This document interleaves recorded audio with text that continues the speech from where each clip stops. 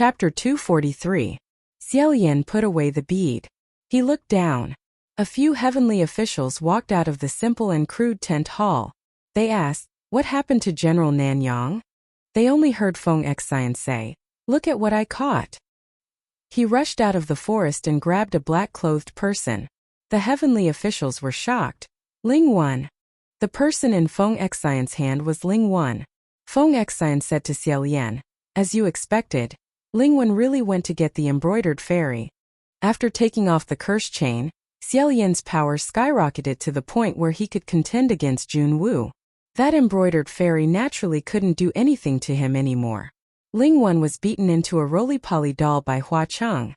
She was lost in the great battle. Once time passed, the spell on her body would automatically disappear. Her whereabouts were unknown. However, Xiaolian thought that she would most likely come to get the embroidered fairy. Thus he took off her clothes and asked Ghost City to spread the news. Sure enough, Ling Wan took the bait.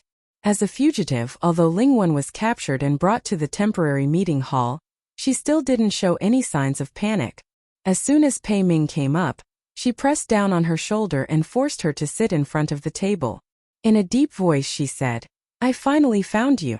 Ling Wan, you have to pay the price." More than 10 heavenly officials also surrounded her. Their gazes were like wolves and tigers, their expressions hungry and thirsty, almost sinister. Only then did Ling Wan feel a little uneasy. "What do you want?" With a loud bang, a stack of documents almost as tall as a person was thrown in front of her, causing the table and chair to shake. Pei Ming slapped the stack with her palm and said, "You deal with these." He said, "You handle these." Ling Wan seemed to be relieved, but she also felt that it was hard to explain. Unexpectedly, before she could completely relax, she heard bang bang bang bang bang bang. After 17 or 18 loud bangs, 17 or 18 stacks of documents that were taller than a person were thrown over, heavily surrounding her. 17 or 18 heavenly officials said to her from the cracks of the forest, "We've been waiting for you for a few days. Quickly come and help us settle the accounts. You also deal with these. Remember to fill in the missing parts. It's best if you can sort out this stack within 2 hours.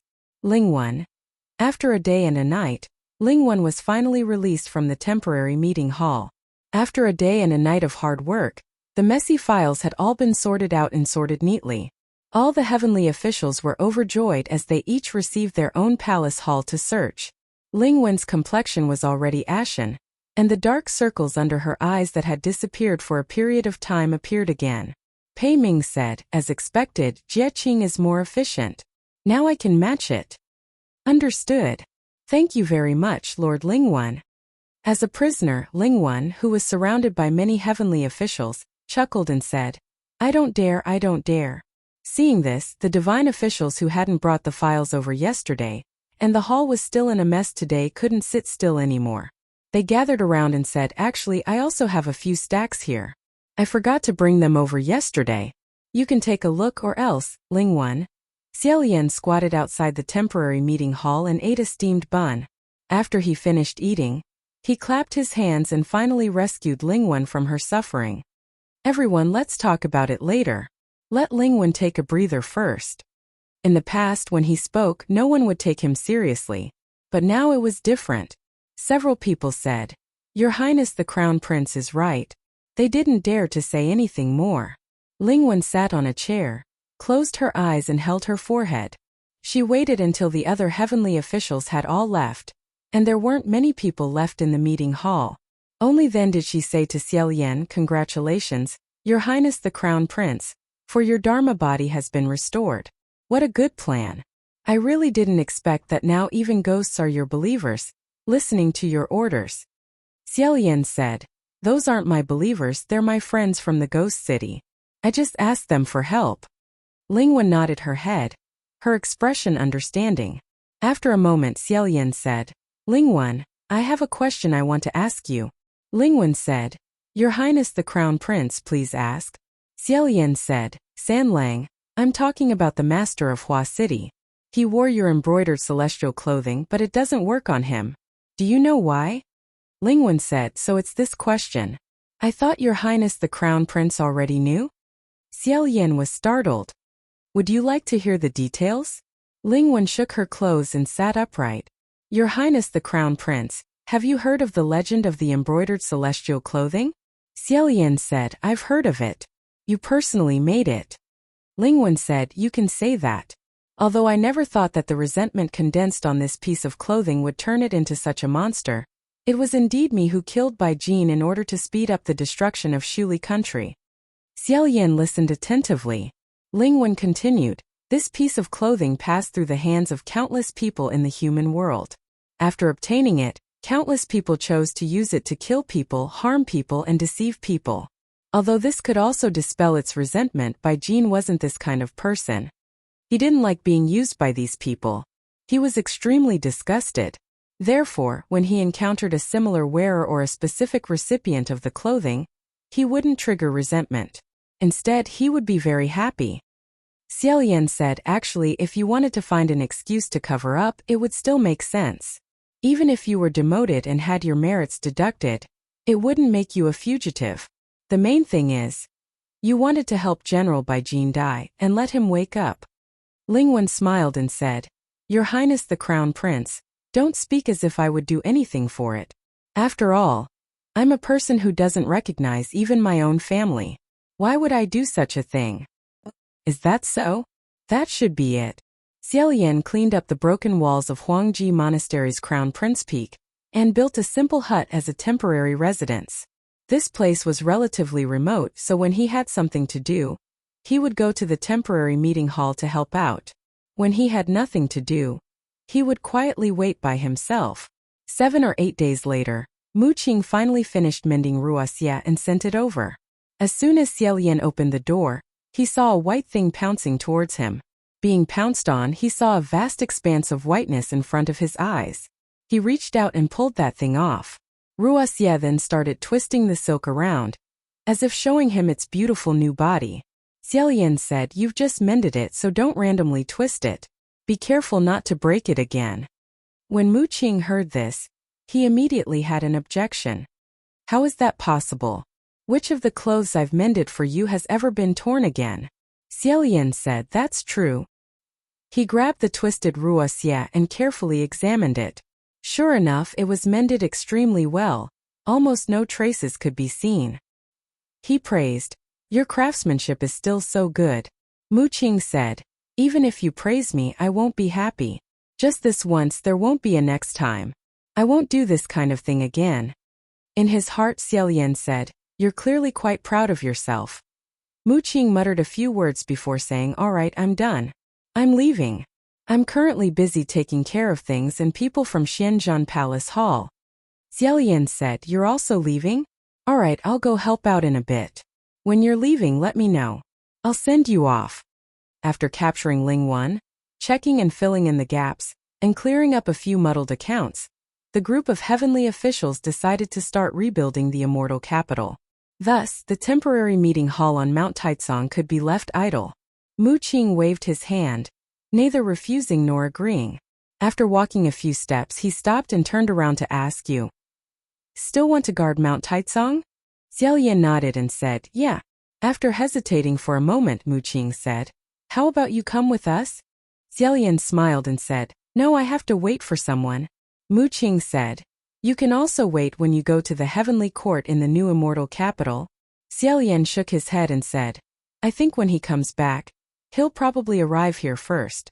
Then I'll be able to see him immediately. Even if he doesn't return here, he might still return to the Thousand Lanterns Monastery in the Ghost City. This place isn't too far from the Ghost City, so it's more convenient than the new immortal capital. Mu Qing seemed to have held back his words for a long time. With a complicated expression, he said, You really believe he'll come back? Xiaolian said as if it was a matter of course, I believe him. People came in like a tide and left like a tide. Mount Taicang once again returned to its desolate and lonely state. On Mount Taicang, there used to be large tracts of maple trees that had been burned to ashes. Thousands of years later, they were reborn.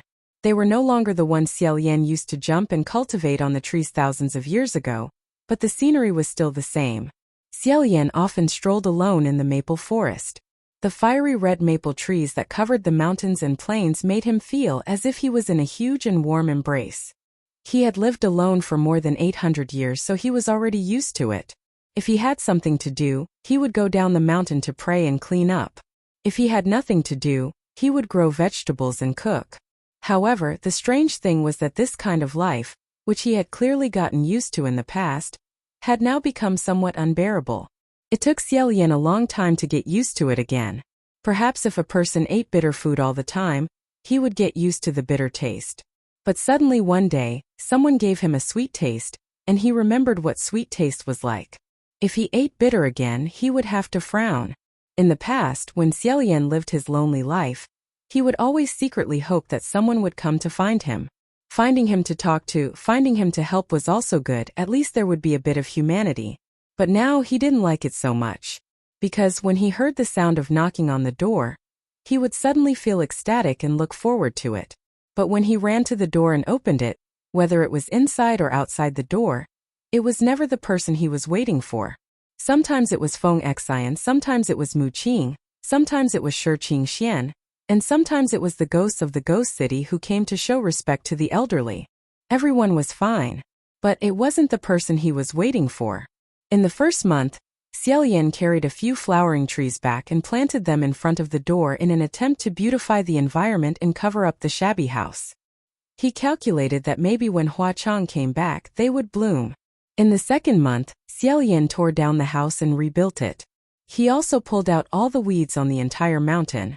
Otherwise, when Hua Chang came back and saw this messy scene, he would definitely send someone to help him clean it up.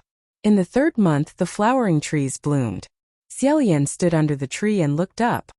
The road took a turn, and Xiaolian saw the small shabby house he had built. There was someone. In front of the crooked little house stood a red-clothed man. His figure was tall, and a silver scimitar hung at his waist. His back was facing Xiaolian, and he was currently holding up the last lantern in his hand, sending it slowly flying into the sky. Xiaolian sat stiffly, wondering if he was still in a dream, or if this was an illusion. But as the wheel turned and got closer, that person turned around, and he could see more and more clearly. In front of the 3,000 lanterns that rose with the night, that person turned his head to look at him. His clothes were red, and his skin was as white as snow. Between his handsome brows that couldn't be looked at directly, there was still a wild air. Although he was wearing a black eye patch, those eyes that were as bright as stars stared unwaveringly at Xiaolian. Xiaolian rolled down. Without saying a word, the two of them walked towards each other. Step by step, they walked faster and faster. Then they began to run. As the person ran forward, his tears fell behind him and stayed where they were. Xiaolian thought to himself. He believed that this person would die for him again and again, and would live for him again and again. Even if he fell into hell, he would still break through for his belief. The last time they ran towards each other, it took them 800 years. Chapter 244. Congratulations, congratulations. Your Highness the Crown Prince, congratulations. The newly built Puqi Monastery was bustling with people coming and going. Xiaolian passed through several long tables that were filled to the brim. Like flowing water, bowl after bowl of steaming hot noodles, golden oily soup, and snow-white fragrant rice were served. He was so busy that he even had to deal with the guests. Amidst his busy schedule, he took some time to say, "Many thanks. Please sit." The Puqi Monastery that had unfortunately collapsed during the chaotic battle was rebuilt. After it was rebuilt, it was much more imposing than the original dilapidated house. There was also a newly built courtyard. It was not rebuilt by Xiaolian or Hua Chang, but by the villagers of Puqi village. That day, after Xiaolian had fled, they flipped through the ruins. They actually found a box of gold bars. Naturally, it was the pile that Quan Yizhen stuffed into his merit box every day. These villagers had never seen so much gold before, and were almost scared out of their wits. After they woke up, the village chief took a part of it and rebuilt the Puqi Monastery. They did not dare to touch the remaining one and waited for Xiaolian to come back before giving it to him. Therefore Xiaolian brought Hua Chang back and welcomed him. Other than the villagers' enthusiastic Taoist priest and Xiaohua, there was also a brand new Taoist temple and a box of heavy gold bars. He had originally planned to return the gold bars to Quan Yizhen, but Quan Yizhen did not take them, until Hua Chong told him that if he did not take the gold bars back, he would not know the correct way to nurture the soul. This child obediently changed his habit of stuffing gold bars into people's mouths. After greeting them, a few priests led by Mu Qing walked into the courtyard in a reserved manner. They suddenly raised their heads and saw the full appearance of the Taoist temple clearly. They were instantly speechless. Blind. Too blind. The bright red and green festive colors and the extremely exaggerated colored clay statues were not the scariest part of it all. The most terrifying thing was the plaque. What was written on the board or what was drawn on it? The completion of the new Taoist temple should be congratulated. However, the taste of this new Taoist temple was so bad and vulgar. There was also a plaque that was the finishing touch of despair. It was so bad that they could not praise it. It was so bad that they had completely forgotten the congratulatory words they had thought of. However, Xiaolian did not mind. On the contrary, he felt that it was quite good. At least it was no longer a dangerous house that could collapse at any time. He greeted her again. Please take a seat. The few heavenly priests didn't seem to want to sit. They probably came over to congratulate him just for the sake of appearances. They hurriedly put down their gifts and left. Xiaolian asked Mu Qing, "Why did they leave in such a rush?" "Mu Qing, do you even need to ask?" Xiaolian used it. Mu Qing unhappily said, "Then go ask your good San Lang." As it turned out, when Hua Chong returned, the first person to know was Xiaolian. The second was the heavenly court, which had yet to warm up to the new immortal capital. Not only was it because the prime lantern banquet that they had worked so hard to organize not long ago had ended up like the Mid-Autumn Festival lantern banquet, where Hua Chong had suddenly appeared and destroyed all 3,000 lanterns with a wave of his hand. It was also because from that night onwards, the bell had been ringing crazily, and its announcement reverberated throughout the entire heavenly court, as if reminding them that the nightmare of the immortals and gods had returned. With a nightmare right in front of them, ordinary divine officials naturally didn't dare to approach. However, now that the rumors about Hua Chong and Xiaolian in the heavenly court had reached a point where they didn't need to add fuel to the fire, they still wanted to build a relationship with Xiaolian and ask Hua Chong to show some mercy in the future. When Xiaolian heard this, he recalled Hua Cheng's request to report his glorious achievements to the heavenly court for an entire year. He laughed and said, "Naughty." Mu Qing said, "How is this just naughty? You should just let him keep it. It's too outrageous. Now that bell is making people panic every day. It's impossible to work in the celestial heavens. From time to time it would even fall and hit people. It wasn't easy to rebuild the new immortal capital. Don't ruin it because of this kind of thing." Xiaolian said, "All right, I'll go talk to him later. By the way, would you like to try it?" He pointed at the noodle soup on the table in the courtyard and added, "I didn't make it." When Mu Qing heard the first part of the sentence, his expression was cold and filled with rejection. Only when he heard the second part did he return to normal. At this moment Feng Xian also arrived. He entered the courtyard and just happened to pass by a few young priests who were about to leave. After exchanging greetings, they whispered among themselves, "It's General Nanyang. It's him. So pitiful, his wife and son ran away with someone." The veins on Feng Xian's forehead bulged as he cursed loudly on the spot. "Fuck! Are you guys done yet? How many months have you been talking about this? Also, it's ran away. It's not ran away with someone. You motherfucker are just spreading rumors." The few young priests with loose mouths were so frightened that they hurriedly ran away. Mu Qing, who was at the side, folded his hands into his sleeves and said, "You might as well not explain. It just sounds more embarrassing." Feng Xian was furious. He grabbed a broom from the side and threw it at Xiaolian. Mu Qing caught it and chuckled. "Old trick. Now this trick is useless against me." Feng Xian was about to curse again when Xiaolian walked over and stuffed a broom into his hands. He said, "It's good that it's useless. How about this, the two of you help me sweep this courtyard? Just now I set off a few strings of firecrackers, so the ground is full of red dregs. You've worked hard. If you're bored, you can also pick up a dragon." An hour later, a clamor of voices could be heard coming from outside the monastery. It was getting closer and closer. The few people in the courtyard looked out. After a while, A large crowd of people surged into the courtyard of Puchi Monastery, shouting, "Is it here? It's here. Oh, it's quite imposing. There really is rice, a lot of rice. Ah. There's also meat." The ground that Feng Xian and Mu Qing had just swept was once again trampled by a large group of muddy legs into an unsightly sight. Mu Qing held on to the broom. As if he had been infected with fleas, his eyes widened. Oh, what's going on with these beggars? In front of the crowd of beggars was a person with messy hair and dirty clothes. It was Shi Qingxian. He limped over, cupped his hands and said, "Your Highness the Crown Prince, I've come to disturb you. How is it? Does the agreement we made last time still count?" Xiaolian smiled and said, "You're extremely welcome, of course it counts. Please sit, please sit." Mu Qing said, "There are too many people here." Shi Qingxian said, "Not many. Last year in the Imperial City, all the uncles who helped guard the human array are here."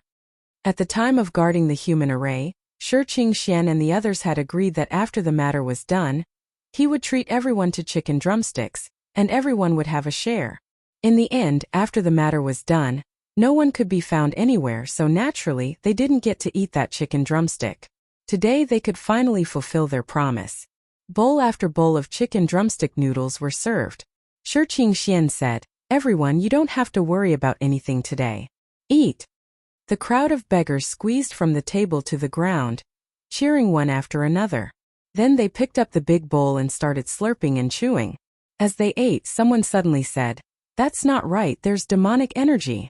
Everyone turned their heads to look. Unexpectedly, it was Heaven's Eye Opener and the others. Xiaolian felt a slight headache and said, "Why are you guys here too?" Heaven's Eye Opener said, "Last time we also helped out, why can't we come?"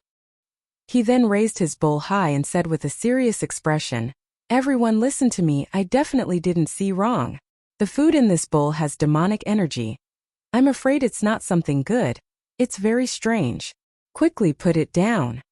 No one paid attention to him. The crowd of beggars had already finished eating one round. One after another, they raised their empty bowls and said, "Another bowl."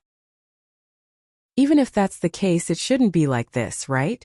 Feng Xian said, "What do you mean by this and that?" After being puzzled for a long time, Heaven's Eye Opener finally said it directly. He said, "The ghost energy on your body, how did it become from the inside out? This is completely coming from your body.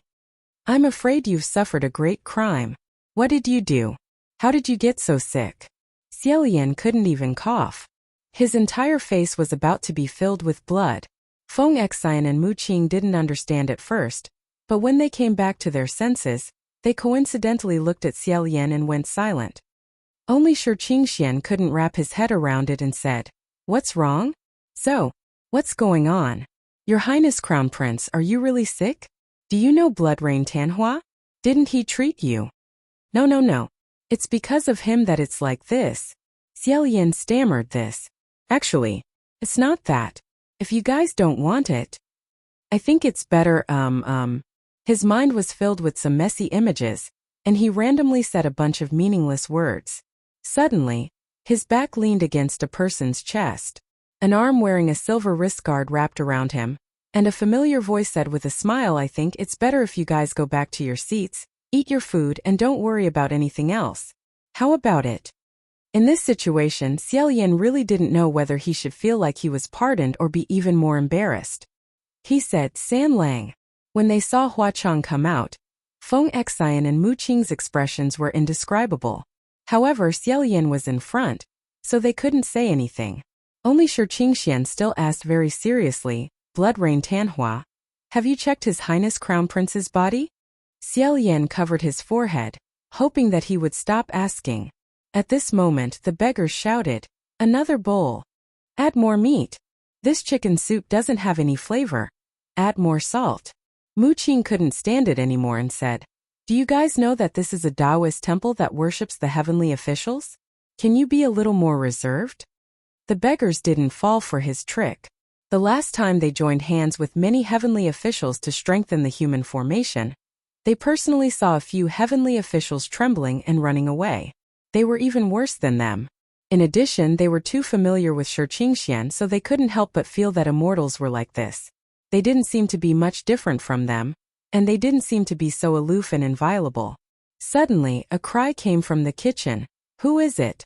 Hearing this, Xiaolian's heart tightened. He rushed into the kitchen and saw the pig butcher and chicken spirit shouting inside. He hurriedly comforted them. "Calm down. Calm down. What's wrong?" The chicken spirit was so frightened that goosebumps rose all over his body. "Eldest uncle. It's haunted." He grabbed Hua Cheng's forearm and pulled up his sleeve. He happily said, "It's this." During the days when the two of them lived together at Puqi Temple, Xiaolian had seen a word tattoo on his hand. Seemed to be some kind of foreign language. At that time he had pondered over it, but he never would have thought that it wasn't some foreign language at all. It turned out that it was just his name. Hua Cheng also looked at his own arm and smiled. "Brother, you finally recognized it?" Xiaolian said, "I should have recognized it long ago. But Hua Cheng's words were really uncanny workmanship." Needless to say, Hua Cheng could guess what he was thinking. He laughed out loud and put one hand on Xiaolian's waist. He kissed his forehead and said, "Don't worry. It's fine as long as brother's words are nice. I'll be 10,000 times happier than if my words were nice." Xiaolian's hand caressed the tattoo. The tattoo was very deep. One could imagine how painful it was. He softly asked, "Did you get this when you were young?" Hua Cheng smiled and pulled down his sleeve. He nodded. Then he must have done it to himself. He imagined a little boy secretly carving the name of the person he admired on his arm. It was so childish, so brave. His 10 fingers intertwined, and the red lines intertwined. Xiaolian suddenly remembered the scene from a year ago, when Hua Cheng turned into a butterfly and disappeared at Mount Bronze Cauldron. At that last moment, Hua Cheng said one sentence. Although it was soundless, Xiaolian knew what he said. This was something that Hua Cheng had carried out since he was a child, and he would never change until his death. "I will always be your most loyal follower." According to folklore, there was such a worn-out immortal. Although he was called the worn-out immortal, what this immortal most often blessed wasn't the collection of worn-out things, but the peace of the world. Because at the same time he was also a martial god. There was no demon that could not be defeated, no evil that could not be eliminated. He had the power to destroy the world, but he still cherished flowers. However, there were taboos and rules to pay attention to when worshipping a god. If you came across a temple that worshipped this immortal, you must not worship it casually. It was said that this worshipping immortal had a special constitution that would attract bad luck. If you didn't believe it, prepare a die and touch the immortal statue's hand before throwing a die. Your luck would definitely be terrible. Therefore, if you prayed to a worshipping immortal statue, you might get more and more unlucky the more you worshipped. Even if you drank cold water, you might not be able to wear a Taoist robe. According to folklore, there was such a red-robed ghost king. Although this ghost king was no longer a human, he had countless followers.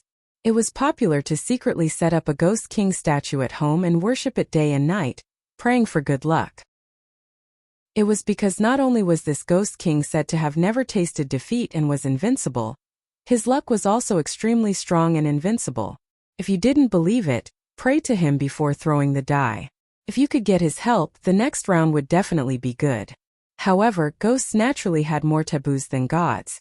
Although this ghost king was powerful, his temperament was extremely eccentric and extreme.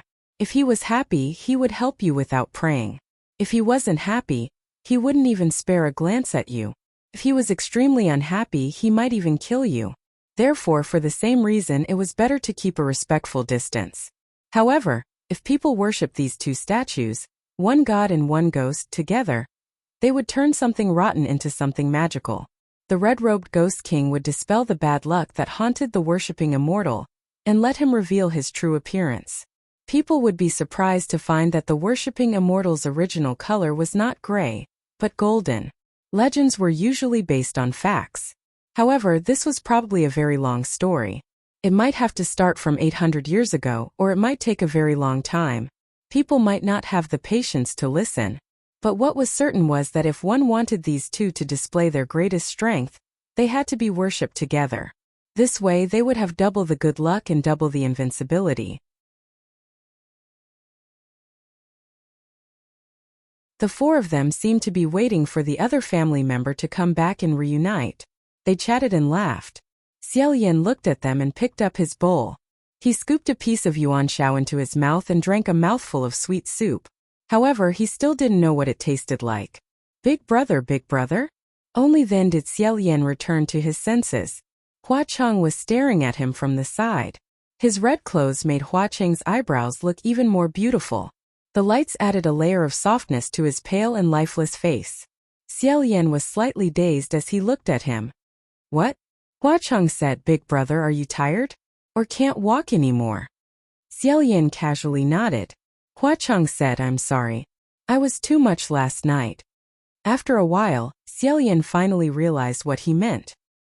He hurriedly waved his hands and said, What are you saying? It's not like that at all. It's completely fine. Hua Cheng raised an eyebrow and said, Is that so? If it's completely fine like that, then you mean I wasn't too much yesterday? So I can? Xiaoyan suddenly remembered that they were still on the main street of the ghost city. Startled, he swept his eyes around. Sure enough, at some unknown time, they were surrounded by a large group of grotesquely shaped creatures. Those with long ears pricked up their ears, while those with short ears stretched out their necks. Practically every single one of them had their eyes wide open as they stared at them. They were so shocked that they didn't know what to say. Finally, he said, San Lang. Hua Cheng faintly smiled. With his hands behind his back, he said, All right. It's my fault. I won't say any more. Xiaoyan had long since retracted his gaze from the Lantern Festival monster stalls on the side of the street. On both sides of the main street of the ghost city, bright red lanterns were hung. The lanterns were filled with riddles. The ghost shouted, Guess lantern riddles. Guess lantern riddles. If you guess correctly, you'll get a prize. You'll get a big prize. Hua Cheng said to Xiaoyan, Big brother, do you want to try? There's a prize. Xiaoyan walked up and said, Do you want to try? The ghosts all became excited and pushed each other. Shoo! Shoo! Eldest uncle is going to guess lantern riddles. Eldest uncle is going to guess lantern riddles. This earth-shattering shouting made it seem as if he was about to perform a godly dance. Xiaoyan didn't know whether to laugh or cry. Just as he was about to randomly pick one, a tentacle immediately extended out of nowhere and politely delivered a lantern to him. It said, You first. You first. For Xiaoyan, it didn't matter which one it was. Thus, he accepted the lantern and glanced at it. The riddle was 4 words. Find white-haired man. Xiaoyan didn't even think about it and said, Hua Cheng clapped his hands and praised. Big brother, you're amazing. The ghosts were all scared out of their wits. Some crawled into the lantern while others crawled underground. One after another, they hugged their heads and said, City Lord, please calm your anger. It wasn't my idea. It wasn't me either. Bullshit. You clearly agreed the loudest. Hua Cheng calmly said, Scram. In an instant, the ghosts and people on the street were swept away like scattered clouds in the wind. Not many were left. Xiaoyan hung the lantern back on the shelf and said with a smile, Let's go back. The two walked side by side towards Thousand Lantern Monastery. On the way, Hua Cheng seriously said, Big brother, don't look at me like that. I really didn't ask them to do this. Xiaoyan laughed and said, I know. If it was you, you definitely wouldn't set up such a riddle. Hua Cheng said, Oh? Then what kind of riddle does Big brother think I'll set up? Xiaoyan didn't put up any defenses and said, Of course, it's my husband San Lang. As he said this, he realized that disaster comes from the mouth and immediately shut his mouth. However, it was already too late.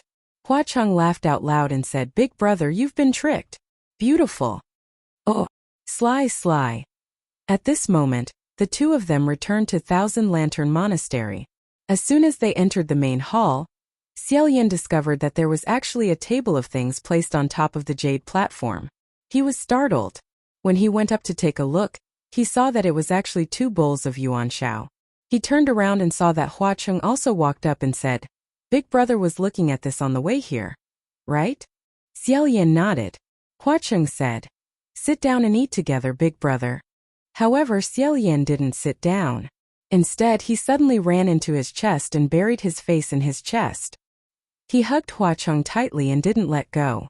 Hua Cheng also hugged him back. His current appearance was truly unsightly. In addition to the kiss marks and the marks left by pinching too hard, there were also the embarrassing bite marks. Xiao Yan covered his face. His head felt feverish and his body was cold. Suddenly, he thought of a very serious matter. Oh no! The Tao that he cultivated was to abstain from obscenity. However, if he did that, wouldn't he be breaking his Tao? Xiao Yan hurriedly tried it. He tried and sure enough there was no more strength left. Xiao Yan had always been calm, but in this situation he was about to collapse. He didn't know why, but when he woke up he had become like this. Feng Xian and Mu Qing had disappeared, and he didn't know what method had been used to carelessly lose his virginity. He was really about to collapse. After a long time he still couldn't accept this fact, and his heart was in a mess. However, he couldn't stay like this forever. He could only randomly pick up his clothes and put them on before leaving the inn. Along the way no one stopped him. Xiao Yan breathed a sigh of relief. He didn't even care about the surrounding buildings, the people's clothes and the strange accents. However, he probably had a guilty conscience. He always felt that others saw through what happened to him and used strange gazes to size him up, forcing him to walk faster and faster. In the end he crazily ran into a forest, punched a tree, and directly broke it with a kacha sound. He angrily said, "Bastard!" He wanted to use the most vicious words to curse the person who did this to him, but no matter what he did, he could only curse bastard, bastard, bastard. The fire in his heart couldn't be vented, and it was suffocating. It was also impossible for him to bawl, so he could only keep his head down and beat wildly. Bang bang bang bang bang, he broke dozens of trees in a row. Finally, the Earth God cried and shouted as he crawled out and hugged his thigh. "Your Highness the Crown Prince! Your Highness the Crown Prince, don't hit me anymore." Xiao Yan's heart was filled with anger. But this old man had suddenly emerged from the ground and wasn't an ordinary person. Seeing him, Xiao Yan was slightly startled and asked, "Who are you?" That old man wiped his tears and said, "I'm the Earth God here, Your Highness the Crown Prince. This forest is where I live out my retirement. If you keep hitting me, I'm going to have nothing to eat." Xiao Yan thought that since this wasn't someone else's business, he shouldn't recklessly vent his anger. Moreover, no matter how low his position was, he was still a heavenly magistrate. He was also old, so he needed to be respected. Thus, he reluctantly restrained his anger and also stopped hitting. Slowing down his breathing, he said, "Sorry, I was too agitated. How about this? How many trees did I break just now? I'll compensate you." The Earth God let go of his thigh and hurriedly said, "No, no, no, no, no, there's no need. How could I need you to compensate me? For you to be willing to talk to me, this little god here is honored by your presence." Xiao Yan felt a bit strange. No matter what, this Earth God was still a heavenly magistrate. Moreover, he looked much older than Xiao Yan, so why was he so afraid of Xiao Yan and even called him "you old man"? However, Xiao Yan wasn't in the mood to ask about this. Instead, he courteously asked, "You're the Earth God of this area, so you should be very familiar with this area, right? Can you help me find 2 people?"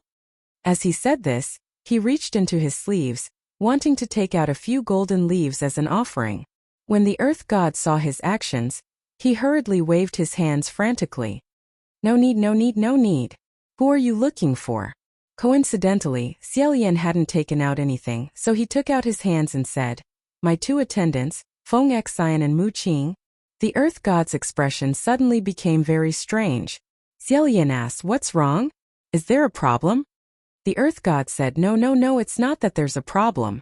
It's just..." However, what was wrong with His Highness the Crown Prince?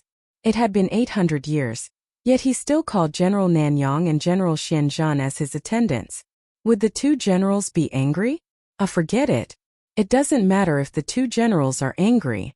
If this one doesn't serve him well, then it'll be scary if that one gets angry. Thus he said, "Please wait here for a moment. I'll go find them for you." Xiao Yan said, "Thank you for your trouble." Just as he was about to bow, he raised his head, but the Earth God had already disappeared. Xiao Yan felt his head still burning. He held his forehead, and after an unknown amount of time, he heard a doubtful voice in front of him. "What's going on? Xiao Yan raised his head and saw Feng Xian and Mu Qing. However, they weren't the Feng Xian and Mu Qing he knew. Indeed, the two's appearances hadn't changed, but their temperaments were different. They didn't seem like two impetuous youths, but rather like two generals who had been on the battlefield for many years. Furthermore, they were both wearing rather luxurious black robes, which didn't seem like something an ordinary person could wear. At least, Xiao Yan had never seen them wear such clothes. The one who asked was Feng Xian. He walked over and asked, "Your Highness, what are you doing here by yourself?" Xiao Yan said, "I'm the one who should be asking. Where did the two of you run off to? Last night, I had you wait outside the door to receive the dragon. Why is there no one here this morning?" Feng Xian and Mu Qing both revealed the same strange expression as the earth god, as if they couldn't understand his words. Xiao Yan's head felt like it was splitting. He then said, "Also, what's with your attire? In the inn, what's going on?" Feng Xian lowered his head to look at himself. Puzzled, he asked, "What's wrong with these clothes?"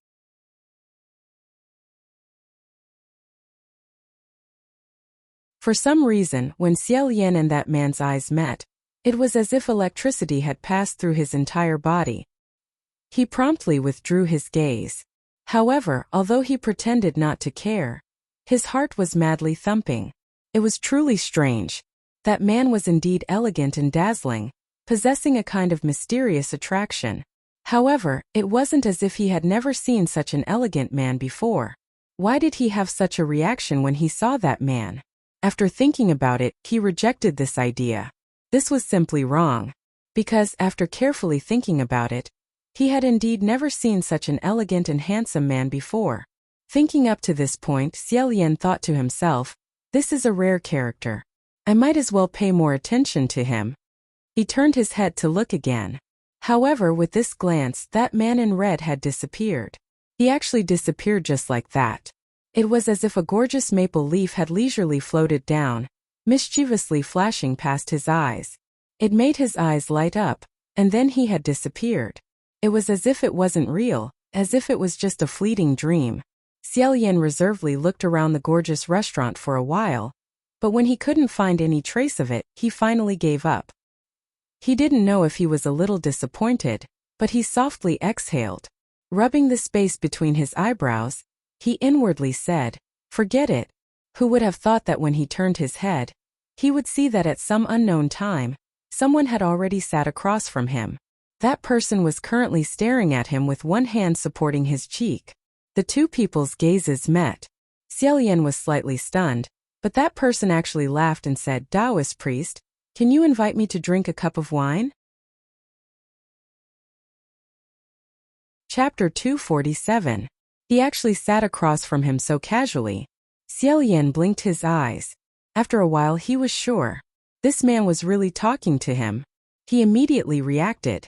He couldn't be shocked by this person's aura and fall into a disadvantage. He remained calm and said politely, "Unfortunately, I quit drinking. This cup. I'm afraid I can't afford it." The man in red laughed. He sat even more casually and said, "Is that so? I see this Taoist priest's appearance. Seems like there are clouds of worry. You still need to drink to drown your sorrows." Xiao Yan said calmly, "Then I'm afraid you're mistaken." Although the biggest precept had been broken, he couldn't give up on himself. He didn't care about other small precepts. His face remained indifferent. However, the man didn't show any intention of retreating. Instead, he sat there like a statue. He sat down and said, "Since Taoist priest isn't willing to invite me, then I'll help myself." Xiao Yan glanced at him and then looked around. Strange. There were empty seats around. Why did he have to sit here and drink? But there was no reason to refuse. Xiao Yan said, "Please help yourself." Thus, the other party lazily waved his hand. The waiter in the shop had never seen a customer like this. He didn't even dare to breathe loudly. He hurriedly brought over the wine pot and wine cup and wiped the table with all his might, for fear of neglecting this person. Seeing that the man in red was calm and composed as he poured himself a drink, Xiao Yan couldn't help but ask, "Could it be that you want people to treat you to a drink when you meet for the first time?" That man smiled and said, "That won't happen. I won't hide it from you, Taoist priest. Most people can't see my face at all. This tone was quite arrogant. However, Xiaolian didn't dislike it. The two of them sat separately. Xiaolian kept looking in another direction, appearing to be very calm. After a while, the man spoke first. He rested his chin on one hand and said, "What's this Taoist priest's surname? How should I address you?" Xiaolian made up a fake surname without thinking. "My surname is Hua." The man raised his eyebrows and said, "Oh, Taoist priest Hua." Xiaolian said, "How should I address you?" The man said, "Taoist priest can call me San Lang." Xiaolian knew that this person wasn't willing to reveal his true identity, so he didn't force him. After thinking about it for a while, he couldn't think of anyone who was ranked third, so he didn't bother to guess. At this time, he suddenly noticed that on one side of the red-clothed man's cheek, a wisp of black hair was tied into a thin braid, with a red coral bead hanging at the end. The bead had a soft luster. Although it was small, it was obvious that it was priceless. However, Xiaolian had a feeling that he had seen this bead somewhere before. It seemed to be in his bedroom, where pearls, jades, and precious stones were strewn all over the floor. But he wasn't sure. His clothes were gone, his belongings were gone, his sword was gone, his attendants were gone, and his transcendence energy was also gone. In his 17 years of life, he had never encountered such a helpless situation. Xiaolian shook his head and stopped a passerby. "Where is this place?" The passerby answered. Xiaolian had never heard of this place, so he asked again. "Then may I ask how far is this place from the Imperial City? Where is it located in the Imperial City?" He didn't say Xianlu Imperial City, so the passerby asked again, "Imperial City? This place is south of the Imperial City, very far from the Imperial City." Sure enough, the accent of the people here and the style of the buildings were a bit strange, unlike the areas near the Imperial City. He guessed that it must be very far. He didn't know what the purpose of the person who brought him here was. After walking for a while, Xiaolian encountered a new problem. He was hungry. But just now, he also said that his belongings were gone. The pendant that could prove his identity as the crown prince had also disappeared without a trace. Previously, he wanted to stuff a few gold leaves into the ground, but he didn't take out anything. After sitting in the tea house for a while, he had already spent the few coins he could scrape out from the tea table. Moreover, because he couldn't stand the stains of the aged tea, he didn't drink a single sip of tea. Now his stomach was still empty. Truly, a single coin stumped a hero. Just as he was about to frown, he suddenly discovered that next to a tile on the ground in front of him, something seemed to have fallen and was sparkling. Xiaolian went up and crouched down to look. He was surprised. On the ground of this small alley, there were actually a few gold leaves. In addition to the gold leaves, there were also silver leaves and some bits and pieces of money. In the middle of the day, he actually found money on the ground. A meat pie falling from the sky. He really didn't know whether to say that his luck was bad or good. After Xiaolian picked it up, his first reaction was to wonder if someone had accidentally dropped it. He walked out of the alley and asked the passersby on the street, "Excuse me, did anyone drop their belongings here?" Most people shook their heads. A loafer came over with a sullen face and said, "I dropped it. I dropped it. I dropped it." Xiaolian then asked, "How much did you drop?" They all stammered and couldn't answer, so they all ran away amidst the roaring laughter. Xiaolian was afraid that the owner would come back to look for it, so he stood in place and waited patiently. After waiting for nearly an hour, he still didn't see anyone come to look for it. His stomach was getting more and more hungry. After a long time, he sighed and looked at the belongings in his sleeve. He thought, "How about I borrow some first and return it back 10 times later?" There was no other way. Therefore, after waiting for another incense stick to burn, he went to the side of the street and bought a steamed bun. Xiaolian had never eaten a steamed bun before. He had never eaten a steamed bun with this kind of coarse flour. It looked big and dull, white and tasteless. However, he didn't want to use too much of the belongings he had picked up. It would be terrible if someone urgently needed it, so he only took the minimum amount. It was the first time in his life that he had obtained such a big steamed bun, so it was a bit novel. He walked through the alley and arrived at a relatively secluded small street. Just as he was about to put the steamed bun into his mouth, A hand suddenly reached out from the side and took the steamed bun away. This method of taking the steamed bun was amazing. Xiaoyan stared blankly. His hand was already empty.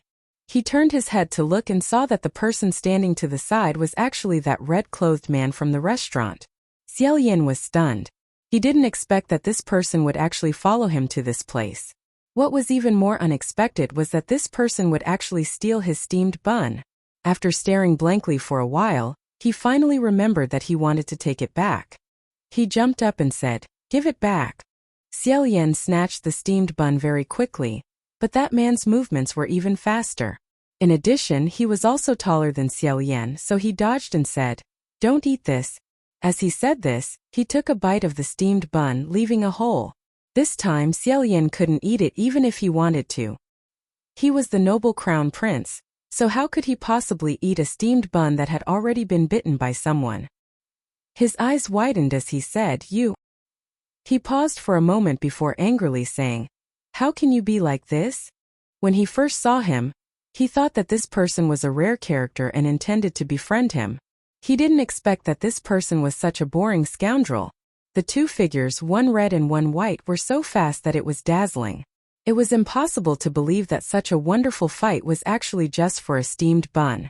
Although Xiaoyan vaguely felt that he could be faster, so fast that he could catch up to this Sanlang's skills, it seemed that he didn't grasp the essentials, and his hands and feet didn't listen to him.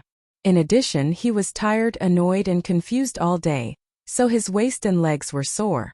In his anger, he actually lost his footing and fell to the ground.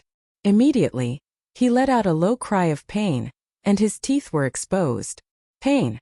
An unspeakable pain spread from the part of his body that was hard to speak of. This pain was originally there, but because the wound had been carefully treated, and because he tried his best to ignore it, it wasn't obvious. With this fall, his expression immediately changed. Sanlang's expression also changed. He immediately leaned over and grabbed Xiaoyan's arm, saying, "Brother." He immediately changed his words, "Are you okay?" Xiaoyan was extremely embarrassed. He wished that he could dig a hole and bury his face in it. He desperately pulled his arm back, saying with a burning face, "Please don't call me that, and don't grab me like that." Sure enough, Sanlang let go of his arm, but it was just for show. He grabbed Xiaoyan's shoulder again, saying, "How are you? Does it hurt anywhere?" His tone was full of concern, and it didn't seem to be fake. As the saying goes, one doesn't hit a smiling person. Xiaoyan should have accepted his kindness, but when he thought about where it hurt and why it hurt, he felt ashamed and angry.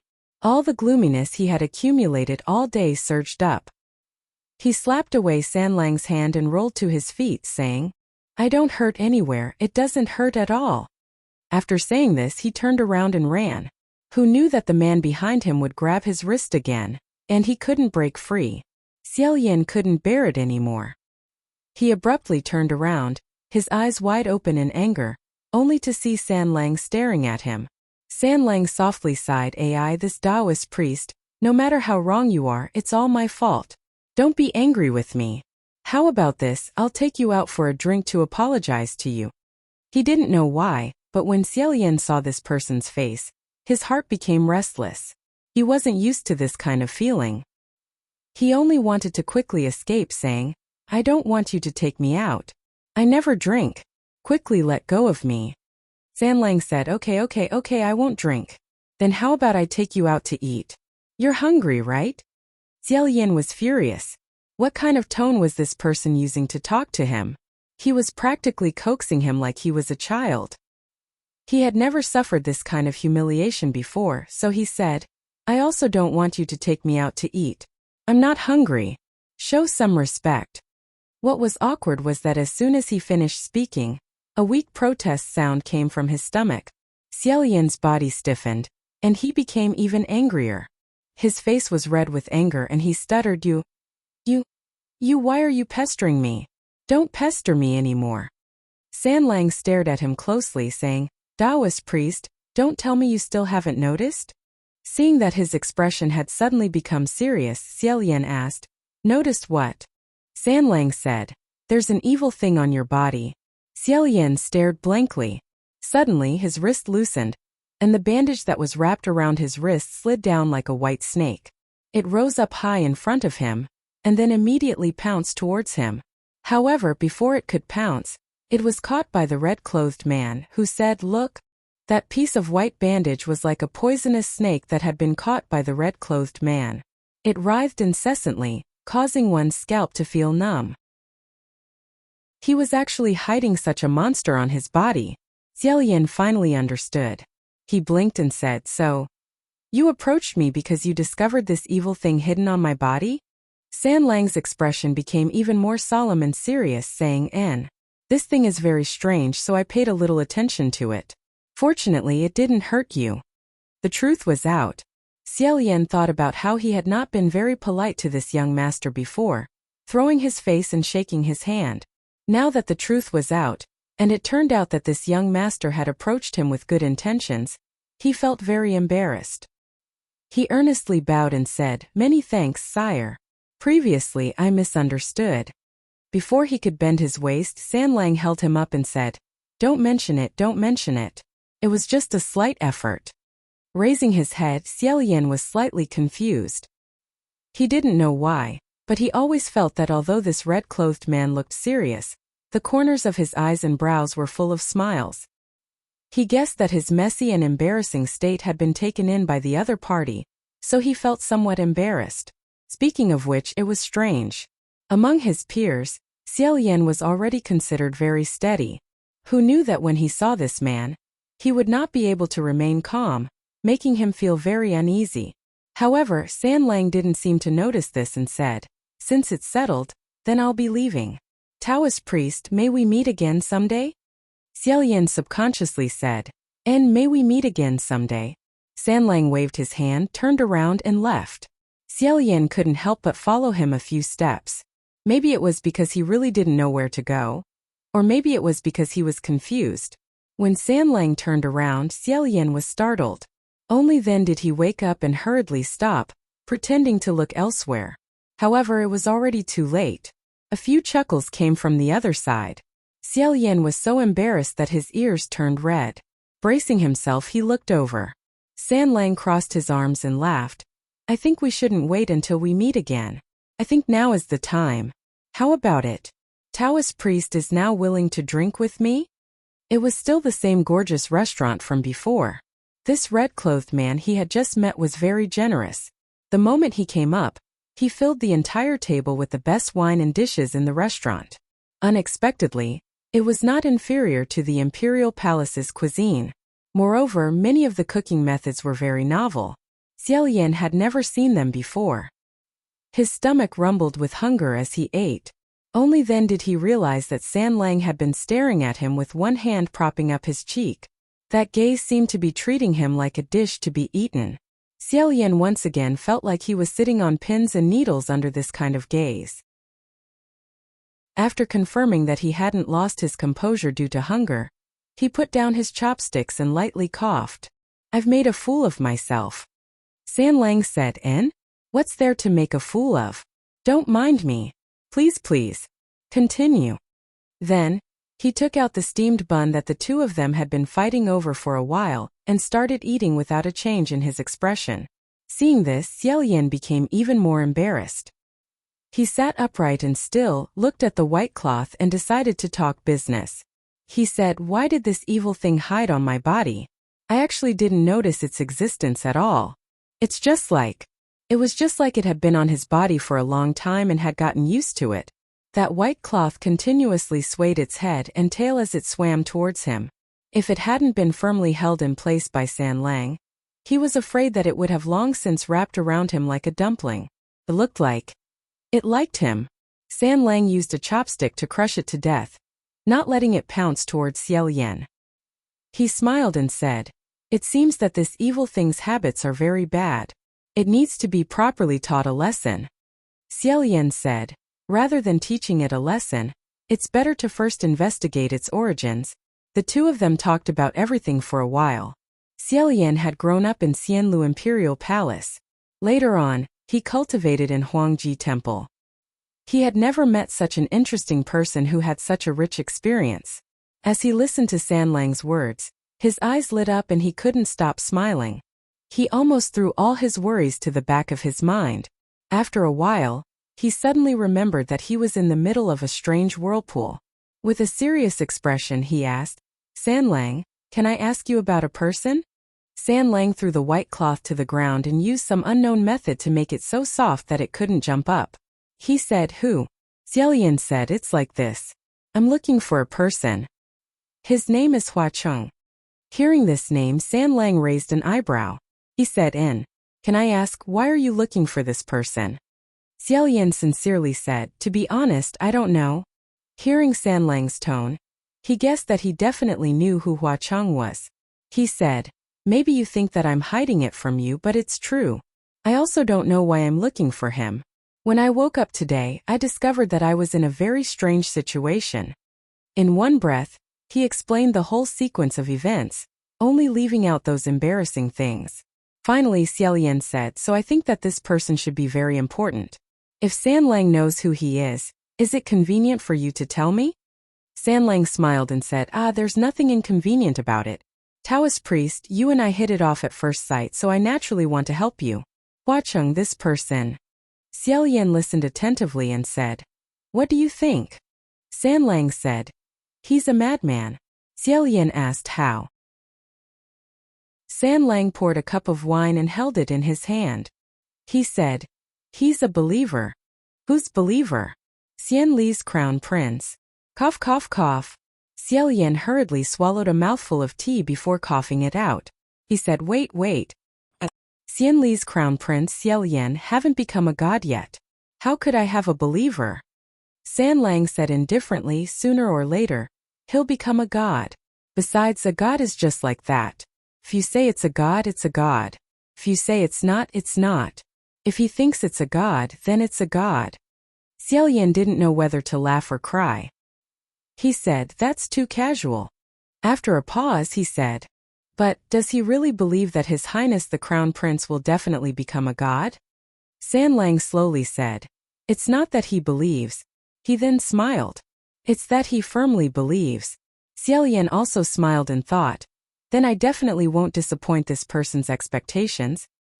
He also folded his arms and said, "So, where can I meet this Hua Cheng?" San Lang said, "Taoist priest, do you really want to meet him?" Xiaolian said, "Yes." San Lang didn't seem to agree with his idea. He said, "Hua Cheng is a very bad person." Xiaolian frowned slightly and said, "Very bad? How is he bad?" He wasn't willing to believe that a believer who firmly believed that he would become a god was a bad person. San Lang said about this. Right at this moment, Xiaolian noticed something. Before this, he had been very careful and didn't look directly at San Lang. Now that the two of them had been together for a while and were somewhat familiar with each other, he slightly relaxed and let his gaze wander. One of San Lang's hands had been resting on the railing, his fingers tapping the railing neither lightly nor heavily. His 5 fingers were long and slender. On the 3rd finger there was a thin red line, like a bright and beautiful karmic knot. Xiaolian immediately thought of the chaotic scene that flashed through his mind when that female singer sang in the tea house. Under the gauze curtain, 2 hands, 10 fingers tightly interlocked. Chapter 248. Xiaolian's eyes suddenly widened.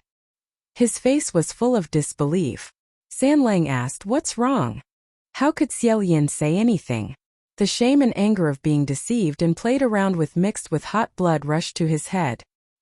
He slammed his palm on the table and said through gritted teeth, "So it was you." The table couldn't withstand his slap and split into pieces on the spot. Fortunately, there was no one else on the 2nd floor of the wine shop. Otherwise, they would have been scared out of their wits. Xiaolian didn't have a weapon in his hand. He slammed his palm down again. San Lang was still sitting in his chair. He only tilted his head slightly. That palm slammed into the wall behind him. Rubble rustled down. He didn't move an inch. He crossed his arms and raised his eyes slightly. "Taoist priest, what is the meaning of this?" Xiaolian's face burned fiercely. He didn't know how red it was right now. The bones in his other hand cracked. He said angrily, "You don't pretend anymore. You know very well what you did to me." San Lang raised his eyes a few more inches. He said, unfortunately, I really don't know. What did I do to Taoist priest? How did I teach you to be so angry? Can you give me a pointer or two? This person was actually asking him to speak with an innocent face. What was he supposed to say? How could he say that kind of thing in broad daylight? Xiao Yan had never seen such a person. He was so angry that he trembled from his shoulders to his heart. His face grew redder and redder. He cursed incoherently, "Shut up. I'm going to beat you to death. You shameless, lowly, despicable." Sanlang sighed. Taoist priest, I didn't expect that my sincerity would receive such a response from you. How am I shameless, lowly, and despicable? Xiao Yan finally regained some composure. Don't try to lie to me anymore. The red line on your hand already proves that you are that. Oh. Sanlang didn't panic. He raised his hand and said, you mean this? Is there a problem with this red line? Xiao Yan felt as if he was stabbed when he saw the red line. I saw it. At that time you had this red line on your hand? Sanlang asked when. For a moment Xiao Yan really wanted to beat him to death. Asking a question that you already know the answer to is too despicable. But for some reason, no matter how angry he was, he couldn't move his hands. Moreover, it wasn't because he was restrained by others that he couldn't move. It was because his own body didn't allow him to move. At this moment, a few people ran up the stairs and said, What are you two doing? How can you recklessly smash it? Xiao Yan turned around and said, It's dangerous here. You guys go ahead first. Who would have thought that with this glance, he would be stunned again? Each of them had a red string tied to their hands. Xiao Yan blurted out, What's up with the red thread on your hands? Someone said, Red thread. Isn't a red line just a red line? What's so strange about it? It's not what's going on. It's not what's going on.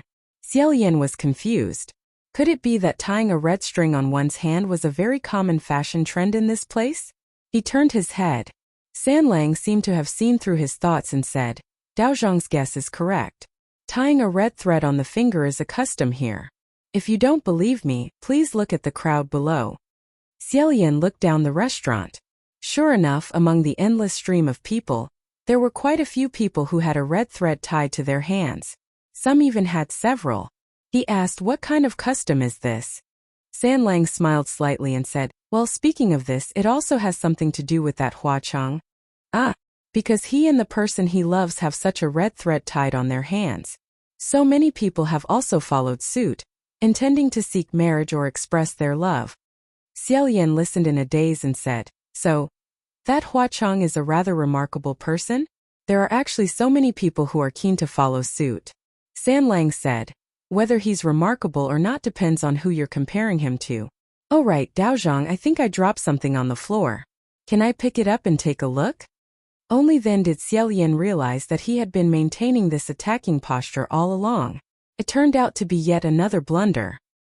His anger dissipated and he hurriedly withdrew his hand. He said, Sorry, Sanlang. I'm really sorry. I was too impatient and misunderstood you again. Sanlang remained calm and collected. He bent down to pick up an item and said, No matter. Daozhong, is this something you dropped? He rummaged through the mess on the floor and found a golden leaf. It had probably slipped out of Xiao Yan's sleeve when he had made his move earlier. Xiao Yan was about to speak when he saw Sanlang raise the golden leaf to his eyes. He narrowed his eyes and said, Hey, this golden leaf looks somewhat familiar. After saying that, he unhurriedly took something out from his waist. It was also a golden leaf. The two golden leaves were actually exactly the same. Xiao Yan blurted out, So this is yours? Sanlang said, Oh, I did indeed drop something, so I came back to look for it. Hearing this, Xiao Yan was afraid that he would misunderstand and hurriedly said, Sanlang, let me explain. Sanlang said, No need to be nervous. I will naturally listen to your explanation. Xiao Yan let out a sigh of relief and said, It's like this. I picked up this golden leaf on the road just now. I originally wanted to wait for the owner to return it, but I waited for more than 2 hours and no one came to look for it. And I really... At this point he felt a bit ashamed and lowered his head. In a low voice he said, So, I acted on my own and borrowed a bit to buy something to eat. It was that steamed bun. I originally planned to return it several times in the future, but no matter what, in the end I still took it without asking. I'm sorry. Sanlang was all smiles and said, Daozhong, why do you have to be like this? Isn't this normal human nature? Not to mention the fact that I originally intended to invite you to drink with me. Didn't I still eat that steamed bun in the end? Don't take such a small matter to heart. Don't you think it's wonderful? Coincidentally, the person who picked up the thing I lost was you, Daozhong. This really is fated to meet from 1,000 miles away. Xiaolian's heart relaxed as he received his forgiveness. He said, however, Sanlang, you also have to be careful. It was dropped so clearly on the road and you actually didn't see it. Next time, don't be so careless. At this time, the cowering shop assistant said, My 2 customers, have you 2 calmed down? If you've calmed down, then come and calculate the price for the broken table. Xiaolian was speechless. In the past, it wouldn't have been a problem for him to pay any amount, but now, he couldn't even afford a steamed bun. Sanlang said, It's nothing. Just put it on me. Just now, he was clearly the one who made the first move against Sanlang, yet Sanlang took the initiative to help him pay for the things he broke. Xiaolian was so moved by his gentleness and consideration that he couldn't speak. His Adam's apple moved as he said, You.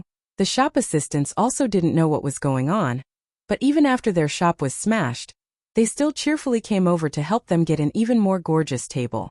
The 2 of them sat down again. Xiaolian couldn't help but feel guilty and grateful. He only felt that 1,000 words were difficult to express.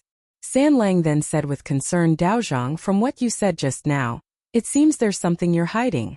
What's going on? Daozhong, what did someone do to you? How could Xiaolian say that kind of thing? His face, which had just calmed down, blushed again. He stammered. Nothing. Sanlang said, If you don't mind, could you tell me a little? Who knows, Sanlang might be able to help a little. Although he had good intentions, Xiaolian was being chased by him until he had nowhere to run. He couldn't sit still and said helplessly, It's really nothing. Sanlang, can you stop asking? It was hard to say. Since that was the case, Sanlang didn't force it. He said, Fine. Where were we just now? You want to go see Hua Cheng, right? Xiaolian gathered his thoughts and said seriously, Does Sanlang know how to do it? Sanlang said, Of course I know. However, these few days, Hua Cheng won't be able to see him. Why? Sanlang used his chopsticks to arrange the vegetables on the plate into a big smiling face. He said, I heard that the person he loves is slightly unwell these few days, so he wants to accompany her. Apart from that, he's not free. Xiaolian thought to himself, Sure enough, this Hua Cheng is a man of character and is very sentimental. He admired him even more. He said, I see. Then, how long do we have to wait before we can see him? At most 5 days, at least 3. I suggest, Taoist priest, there's no need to be anxious. Before that, it's better to rest in peace.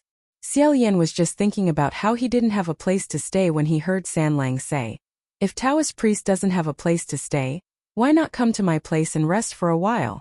In any case, my house is big and there aren't many people living here.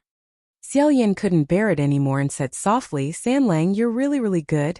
This was the first time he had used such straightforward words to praise someone.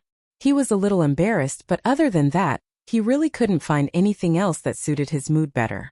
Sanlang seemed to enjoy it very much and said with a smile, Who asked me to hit it off with you, Taoist priest? Oh right, there's another question I forgot to ask. Taoist priest, how old are you this year? Xiaolian said, 17. Sanlang said, 17. That's younger than me. Indeed, he looked to be around 20 years old. Sanlang said seemingly casually, Then in that case, Taoist priest should call me older brother. Xiaolian was a member of the imperial family, and the incomparably respected His Highness the Crown Prince. Originally, he shouldn't have called other people brother. Not many people could bear to do so. However, this Sanlang gave Xiaolian a very good feeling. He had never called other people older brother, so it was very novel. Thus, Xiaolian smiled and said, So it's big brother Sanlang? Xiaolian didn't know if it was an illusion, but after he called him big brother, Sanlang's smile suddenly became a little strange. It was really hard to describe. Sanlang's left eye seemed to suddenly burn, so hot that Xiaolian felt his skin burn. Blinking, he asked, What's wrong? That terrifying heat disappeared in a flash, and San Lang immediately returned to normal. Smiling, he said, "It's nothing, I was just too happy. There's no one younger than me in my family, so I've never heard anyone call me that." Xiaolian said, "If San Lang doesn't mind, then how about I call you that?" San Lang's eyes flashed with a smile, but his mouth still declined. "Oh, of course I definitely won't mind. That depends on whether Taoist priest mind." Xiaolian said, "I don't mind, of course I don't mind. Big brother San Lang, are we going back to your house now or?" San Lang put down his chopsticks and said, "Then, come with me now." San Lang's residence was an extremely spacious and gorgeous mansion. When Xiaolian entered, he felt that it wasn't much inferior to some of the palace gardens in Xianlu Imperial Palace. This made him even more certain that this San Lang wasn't an ordinary person. That night, lying alone on his bed, Xiaolian tossed and turned restlessly. He kept feeling that something was missing next to him, so he tossed and turned restlessly. In addition, his body was faintly uncomfortable. Lying on his back made his waist ache. When he turned over and lay on his stomach, he felt as if something was pressing down on his back. In a daze, he had many messy dreams. He wanted to move, but he was firmly held down by someone. That voice whispered in his ear. Sometimes it was a man, sometimes it was a youth. Sometimes it called him big brother, and sometimes it called him Your Highness. It told him not to be afraid, Your Highness. It was extremely gentle, extremely evil, but also extremely precious. When he suddenly woke up, his clothes were completely drenched in sweat. Xiaolian gasped for breath while clenching his fists. Angrily and powerlessly, he fiercely hammered the bed. His fingers inserted into his slightly damp hair as he thought to himself, "This kind of thing, when can I ever forget? Wait until I catch this shameless bastard. I will definitely." At this time, he discovered that a set of clothes had unknowingly been placed beside his pillow. Although it was also white, the style was the one he liked. Xiaolian felt as if he had been granted amnesty. He hurriedly went to the back of the house to take a quick bath. After taking off his clothes and soaking himself in the water, he suddenly discovered that he was wearing a thin silver chain around his neck. At the end of the chain was a sparkling and translucent ring. He didn't know how long he had been wearing it, but in any case he didn't notice it at all. Feeling strange, he asked, "Do I have such a pendant?" This ring was really too beautiful. Looking at it, he was practically mesmerized. However, he didn't lose his vigilance. Suddenly, he sensed a flash of silver light beside him. He immediately shouted, "Who is it?" He slapped the water, causing the water to splash like steel beads, hitting the wall with a crackling sound.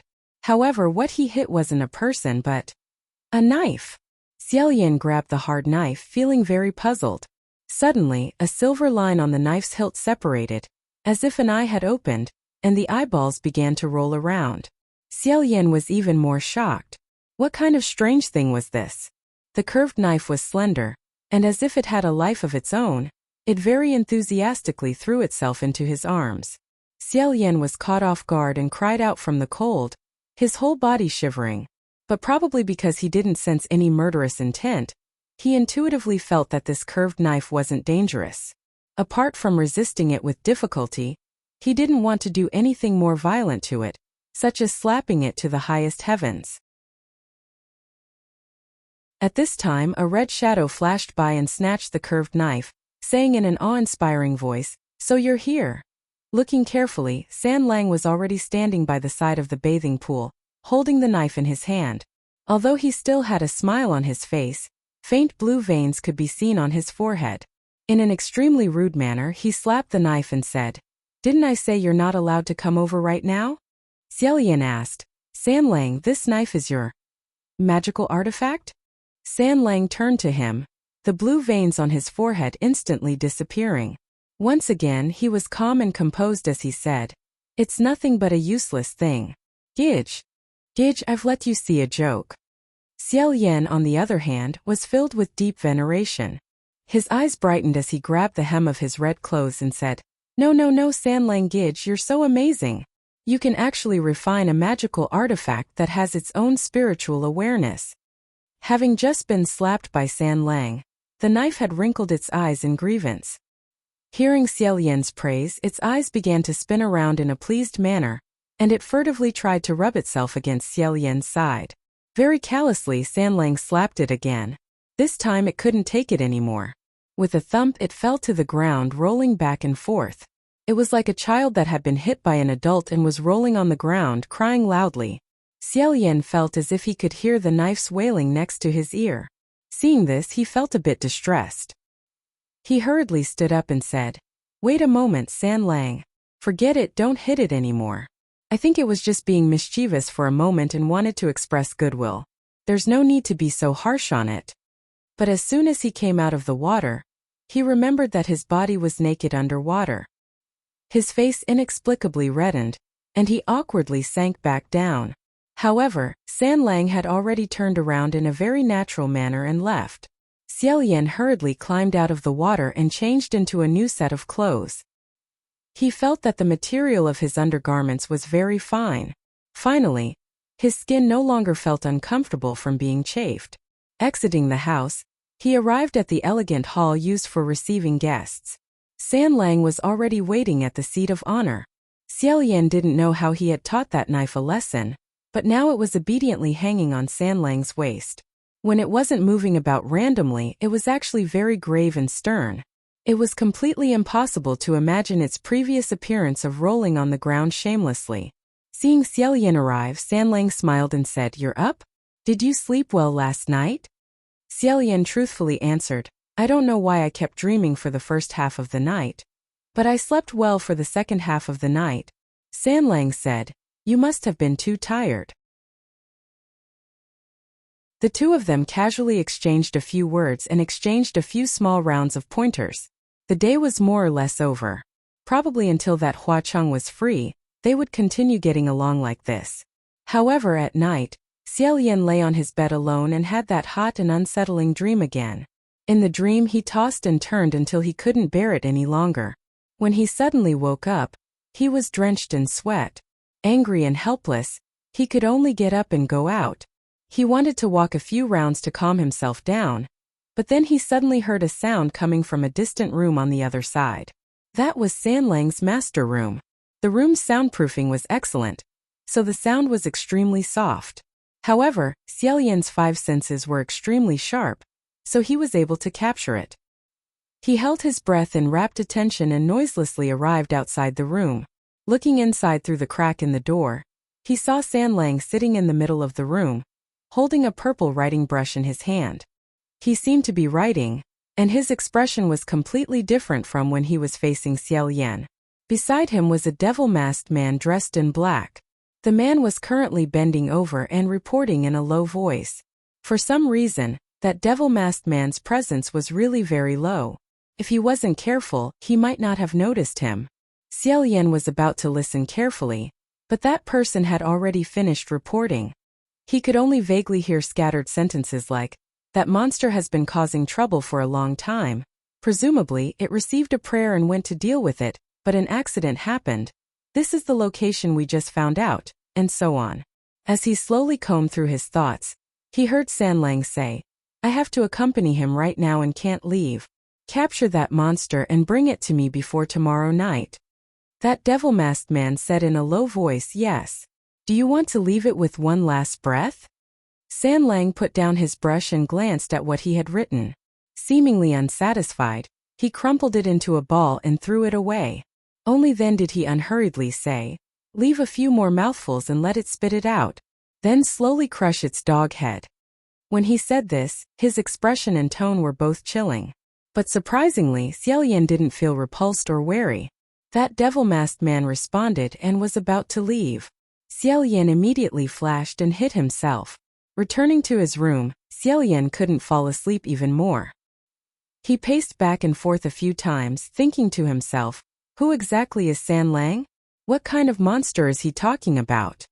It sounded as if something important had been swallowed by a monster that had been causing trouble for a long time. Sanlang was rather angry, but because he had to accompany Xiao Yan right now, he couldn't free himself to smash that monster's head. Thinking of this, Xiao Yan felt extremely embarrassed. This Sanlang really treated him with utmost sincerity. Suddenly an idea flashed through his mind. Why was he sitting there doing nothing? In any case, he couldn't see Hua Cheng for the time being, and he had always wanted to do something for his good brother San Lang. Why not help him capture that monster?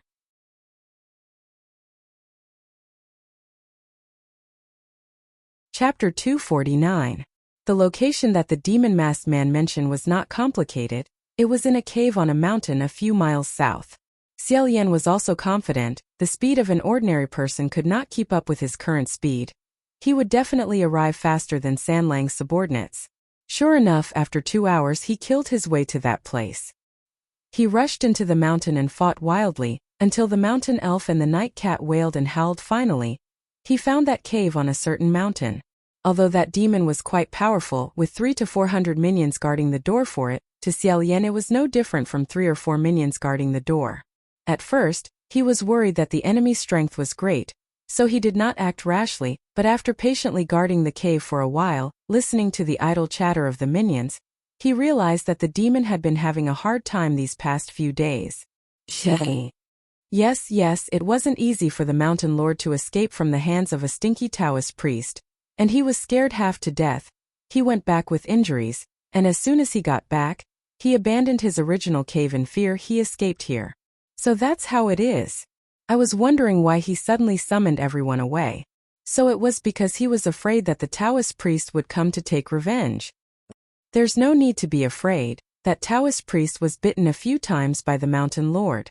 Even if he could wake up now, he would definitely be confused and lost. How can he not be afraid? After all, the mountain lord is a well-known great demon that is hundreds of years old. It is said that the Taoist priest suddenly appeared out of nowhere and hit him with 2 palms until his nose and eyes were crooked. If it wasn't for the fact that the Taoist priest seemed to have some injuries on his body and let him take a few bites, I'm afraid that the mountain lord would not have been able to return. Oh my, where did this wild Taoist priest come from? He's so powerful. Hearing this, Xiao Yan felt that it was about time. So he calmly walked out and greeted them warmly. Hello?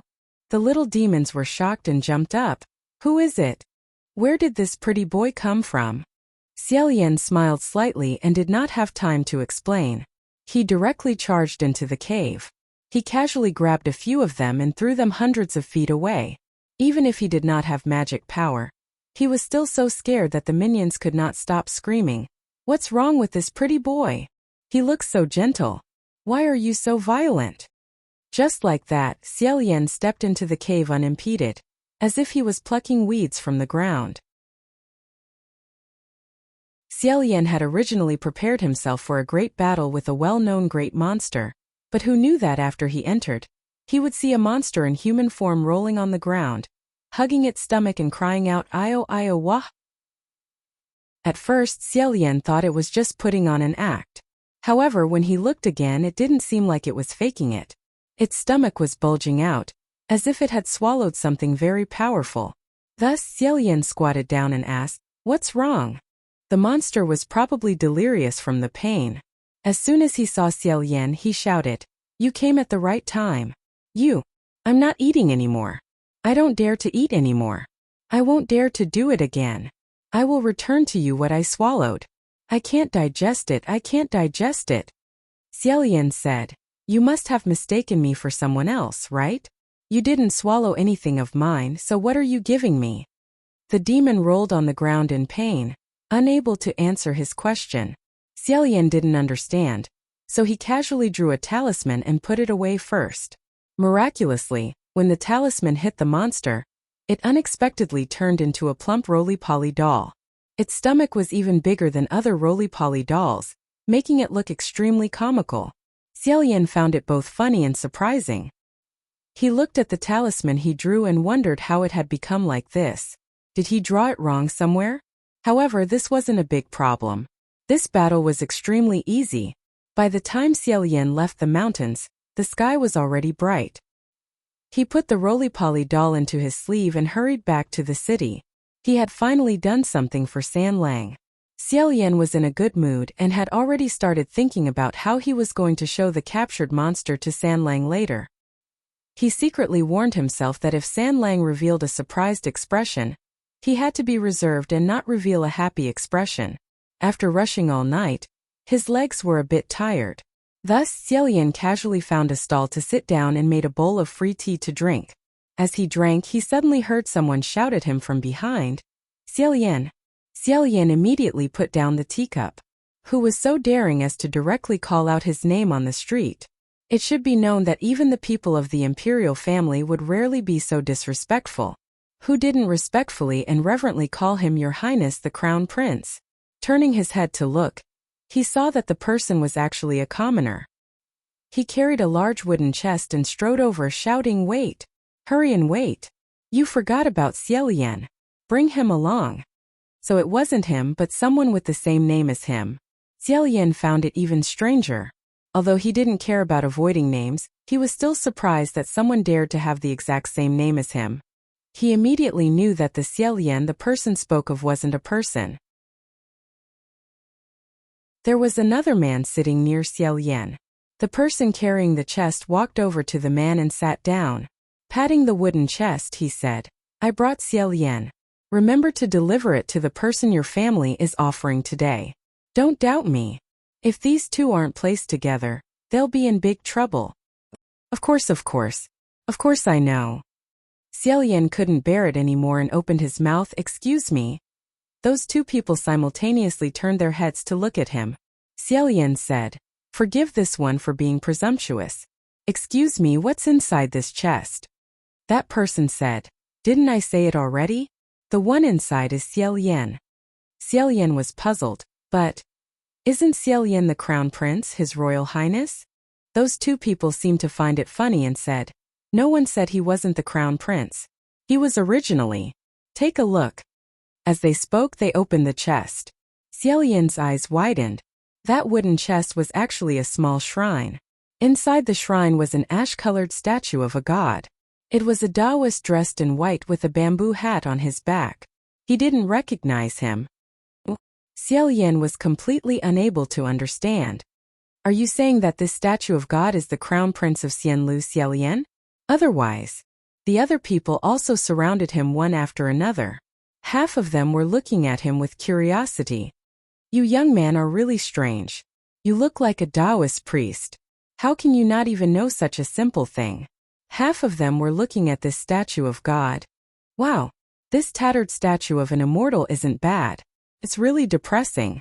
"That's right, it's so depressing. Just one look and I think it's unlucky." Good. The uglier it looks now, the better it will look when that person breaks it open.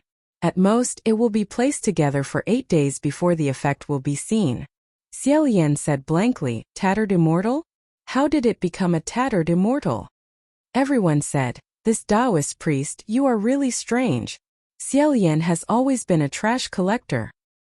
Xiaolian wasn't a person who got angry easily. At this moment he was slightly annoyed. Anyone who heard others ridicule him as a trash collector would not be happy. He suddenly stood up and said in a deep voice, "Does everyone have any dissatisfaction with the Xianlu royal family? Even if there is, insulting the crown prince like this is not very appropriate." Everyone looked at each other and laughed. "What are you saying? What country's etiquette is this? The Xianlu country was destroyed more than 800 years ago." 2 hours later, Xiaolian walked on the street, still somewhat muddle-headed. It was too scary. Everything he had just received was too terrifying for him. How could the Xianlu country be destroyed? My imperial father and imperial mother are clearly still alive and well, and how could I be the one to destroy it? I lost the war? I destroyed the country. I was demoted twice? I've become a rag and bone collector? He questioned himself over and over again, and told himself over and over again that it was impossible. Impossible. Impossible. He tried to convince himself, this is not true. There must be someone behind the scenes playing tricks. However, there was something wrong with everything. The strange accents, the strange clothes, and the strange buildings, as well as the strange Feng Xian and Mu Qing, all told him that this was not a nightmare. Nor was this an illusion. No demon or ghost could create such a huge and realistic illusion. It really had been 800 years. How could 800 years have passed? How did he become like this after 800 years? The Xianlu country was destroyed. Imperial father and imperial mother died. Feng Xian and Mu Qing ascended. He became a rag and bone man. How could this be? Can't be like this. It shouldn't be like this.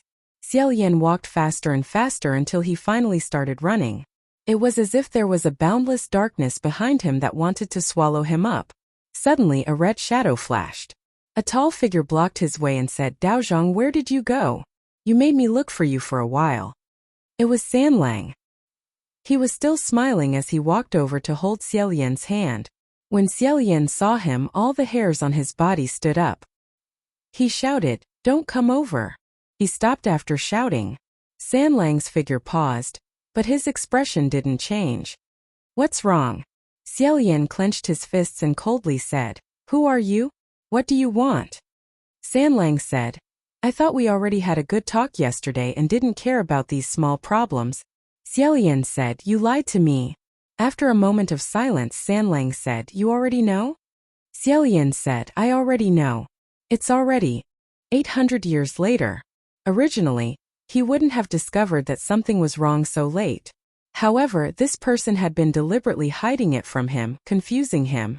Otherwise, how could he only discover the truth after a day? Sanlang took a step towards him and said, "Your Highness." Xiaolian took a few more steps back and shouted, "Don't come over. If you come any closer, I'll hit you."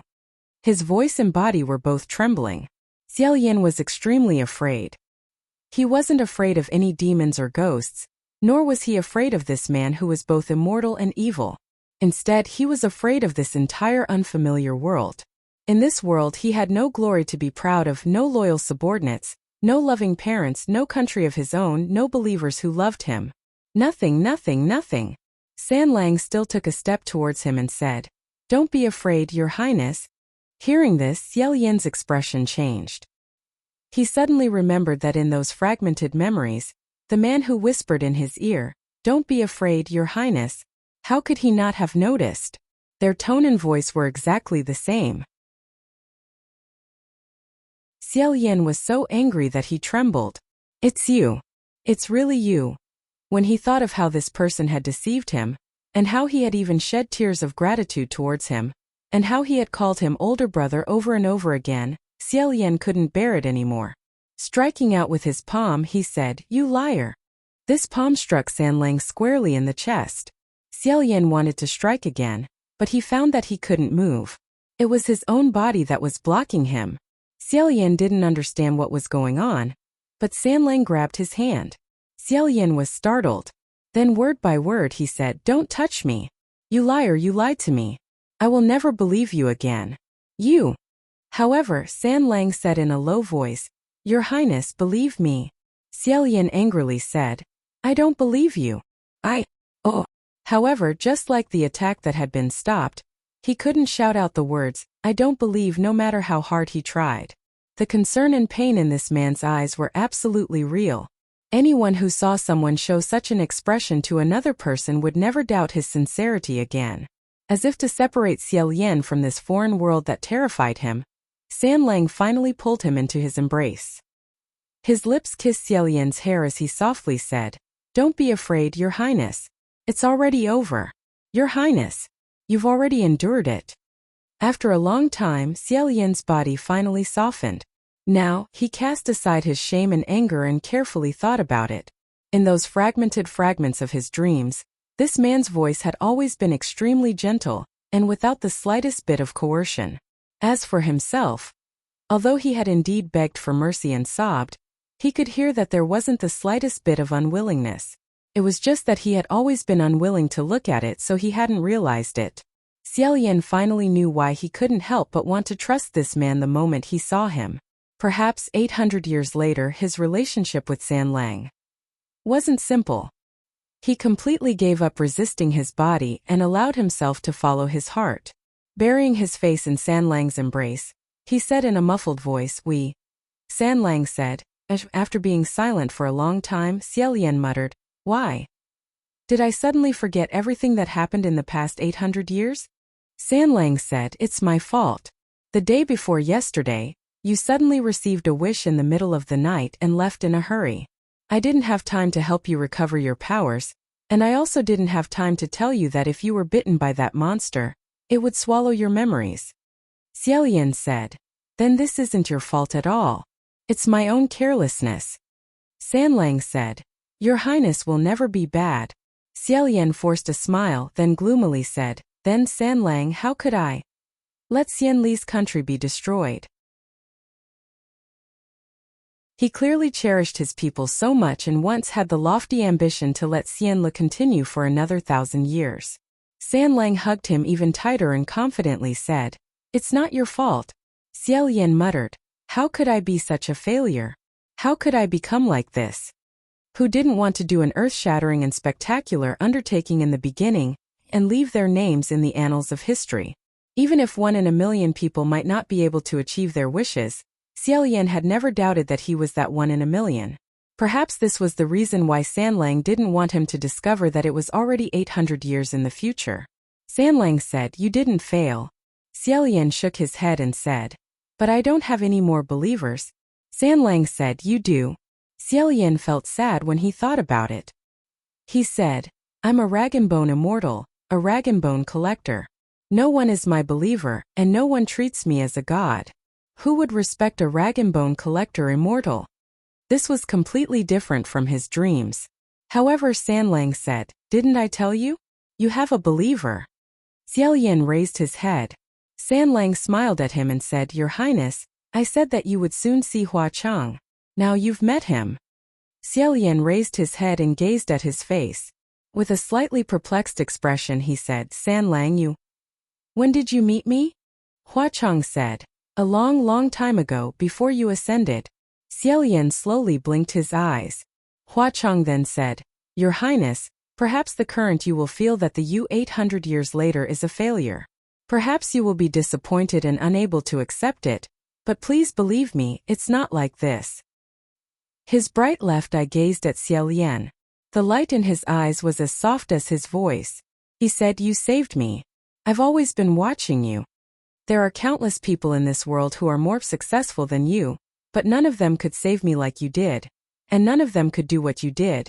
You don't know how much courage you gave me to make me who I am today. In my heart, you will forever be my only god. Xiaolian said.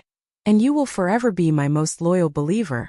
As soon as he finished speaking, he reacted. Just now, he had subconsciously said those words in a daze, as if he had heard such a precious promise somewhere before. Hua Chang smiled, picked up his hand and kissed the back of it. He said yes. After a long time, Xiaolian seemed to have made up his mind about something. He took out the monster's roly-poly toy from his sleeve and said, Was this the monster that swallowed my memories? Hua Chang took the monster and said, Sure enough, it was your Highness who destroyed its new nest. Xiaolian nodded and said, If I want to recover my memories, I have to start with it, right? In Hua Chang's palm, the roly-poly toy opened its mouth wide. From its mouth, several firefly-like specks of light flew out and danced around Xiaolian. Hua Chang said, Catch them, and you can take back your Highness's memories from these 800 years. When Xiaolian heard this, he reached out his hand towards them. However, just as he was about to touch them, he stopped his movements. Recovering these 800 years of memories was as if he had to go through another 800 years. Once again he had to experience everything. The pain of 100 swords piercing his heart, the humiliation of being utterly defeated, and the anger of being powerless. Although he knew that it was only for an instant, his fingertips still trembled slightly. Hua Chang stood behind him, making him feel as if he was leaning against a solid wall. He heard Hua Chang's voice coming from behind him. Don't be afraid, Your Highness. Xiaolian slightly tilted his head. Hua Chang hugged his waist and said, Trust me. No matter how long it takes, I will always wait for you. You will meet me again. That's right. He would still meet him. And so Xiaolian reached out his hand towards those specks of light. The specks of starlight merged into his fingertips. He felt his eyes become extremely bright, as if something scorching hot was approaching. Before the light arrived, Xiaolian said, I'm very happy to meet you. After saying this, the specks of light merged into his body and disappeared. Xiaolian slowly fell forward and was caught by Hua Chang. After a while, Xiaolian slowly woke up. As soon as he opened his eyes, Hua Cheng said in a low voice, "Gij." Xiaolian slowly revealed a faint smile. He reached out his hand and caressed Hua Cheng's face, saying, "I met you again." Hua Cheng also smiled and said, "I told you, trust me."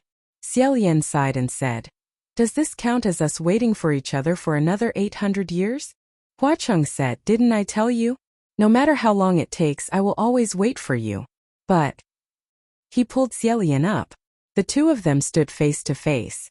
Hua Cheng held his hand tightly and smiled. "Right now, I don't want to be apart for even a moment. The past can't be changed." 800 years ago, the 17-year-old proud son of heaven, Xiaolian, still didn't know what was waiting for him in the future. The mandate of heaven gave him two doors. A glimpse of the divine martial path. A glimpse of the immortals and demons on the bridge of thought. He opened them all. After that, he would be alone in the raging waves of helplessness. He would struggle through the long and torturous years. Pain, anger, disappointment, hatred, despair, madness. His heart was like dead ashes. Then he rose from the ashes. However, those were all in the past. "Gij, welcome back." "Yeah. See, I said you would meet me again. I didn't lie to you, did I?" Xiaolian glanced at Hua Cheng and said, "Really?" Hua Cheng smiled and said, "Of course. When have I ever lied to your highness?" "Gij, Xiaolian reached into Hua Cheng's chest and took out a piece of paper. He read, "I am indebted to Brother San Lang for taking care of me. Lian has no way to repay you. I am willing to do my best to help you solve your problems. Brother San Lang, don't worry. Lian will be back soon." Hua Cheng raised an eyebrow and didn't say anything. After Xiaolian finished reading, he imitated him and raised an eyebrow. "Brother San Lang, good Gij. You're really good." Hua Cheng laughed and said, "Whether I'm good or not, doesn't Gij already know?" Xiaolian's face slightly reddened. He vaguely said, "I don't know what you're talking about. In short, you've been too excessive these past 2 days. Reflect on yourself." Hua Cheng solemnly said, "Gij, you can't be like this. I've been treating you with courtesy these past 2 days. It's been hard for me to endure it." Xiaolian said, "How are you treating me with courtesy? You clearly had a lot of fun playing with him." When he thought about how he had turned into an innocent, silly, and spoiled 17-year-old fool these past 2 days and how Hua Cheng had played with him over and over again, Xiaolian remembered the entire process clearly. He simply couldn't look straight at himself. He couldn't help but groan and cover his forehead. Hua Cheng said in all seriousness, "It's true. Even if Gij scolds me as a despicable, shameless, and lowly bastard, San Lang will have no regrets. If Gij is unhappy, you can scold me again. San Lang doesn't matter." Xiaolian really couldn't listen anymore. He covered his forehead and quietly slipped away. Hua Cheng turned to the side and disappeared. He said, "Gij? Don't run." "Okay, it's my fault, Gij."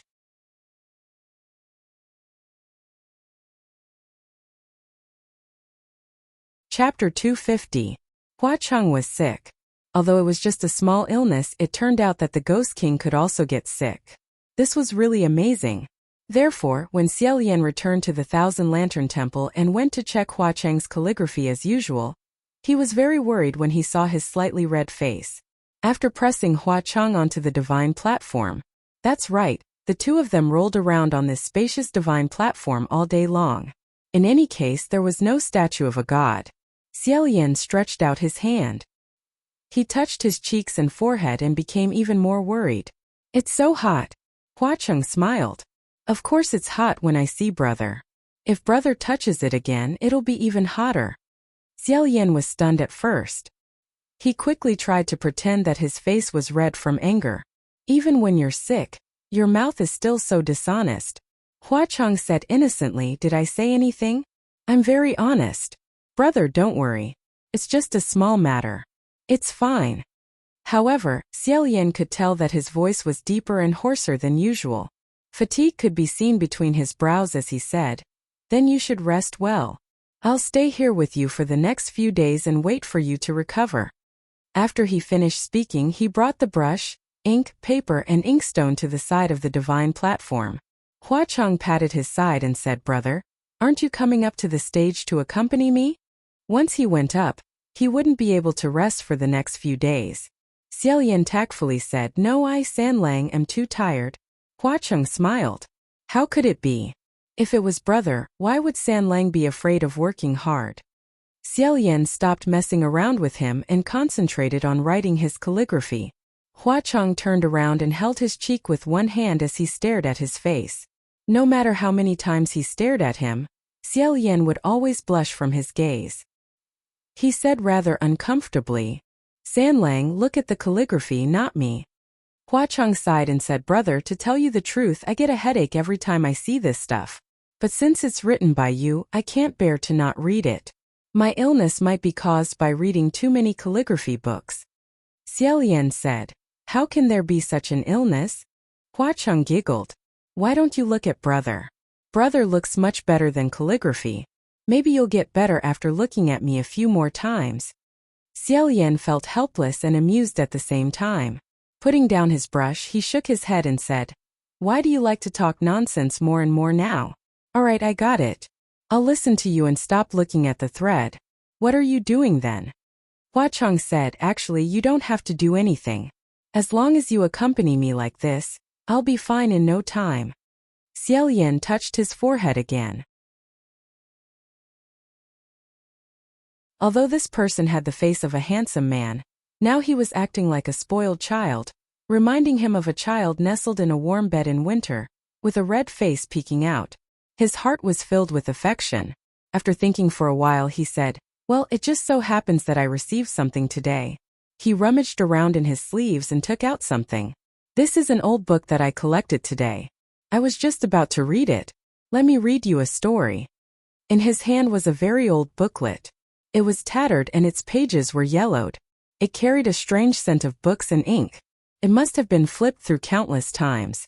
However, Hua Cheng said, I won't listen. Xiaolian asked curiously why. Hua Cheng said lazily, In any case, it's just the stories of the other celestial officials. I know exactly what's going on with their trivial matters. What's there to listen to? Why do I need to trouble my brother to read it to me? That's right. After all, Hua Cheng was a man who knew the dark history of many powerhouses in the three realms. Hua Cheng said, If Big Brother really wants to read it, why don't you read something else? For example, your own story. Xiaolian smiled and said, Regarding my matters, is there anyone who is clearer than you, who has seen more? Hua Cheng said, Tell me more. I want to hear it. No matter how much I hear, it won't be enough. Xiaolian knew that he was serious and carefully combed the hair on his cheek. Inadvertently, he glanced at it again and suddenly said in surprise, San Lang, it seems like you and I are really written here. Is that so? Xiaolian flipped through the booklet again and said, It's true. It's written about a lot of ghost kings and red and tattered immortals. That's you and me, right? Hua Cheng's interest was also piqued. Oh, what's written? Xiaolian was also very curious about how the common people would make up stories about him and Hua Cheng. Thus, he opened the book of stories and started reading to Hua Cheng. A long time ago, there was a ghost king who loved to wear red. Although the ghost king was extremely powerful and sat on a few mountains of gold and silver, he was very unhappy, because he was very lonely and missed his wife. Xiaolian burst out in laughter. He couldn't continue reading and said, Lonely ghost king stayed in an empty nest. Ha ha ha, ha ha ha ha. Hua Cheng raised his eyebrows. That's not wrong. At that time, Big Brother wasn't here, so I was very lonely. Xiaolian's face heated up and he continued reading. A long time ago, there was a ghost king who loved to wear red. Although the ghost king was extremely powerful and sat on a few mountains of gold and silver, he was very unhappy, because he was very lonely and missed his wife. However, he waited for several hundred years and still didn't see his beloved. Thus, he went to consult an old immortal who was very good at fortune-telling. Where was his wife? The old immortal told him, You and the person you are waiting for will reunite on a mountain. Your wife will wear a wedding dress and ride a sedan chair to marry you. The Ghost King was determined to find his wife. Thus, he went to that mountain and patiently waited. And in a very distant place there was also a tattered immortal. The tattered immortal collected trash, So he was the poorest among the heavenly officials. He was even poorer than a lot of mortals.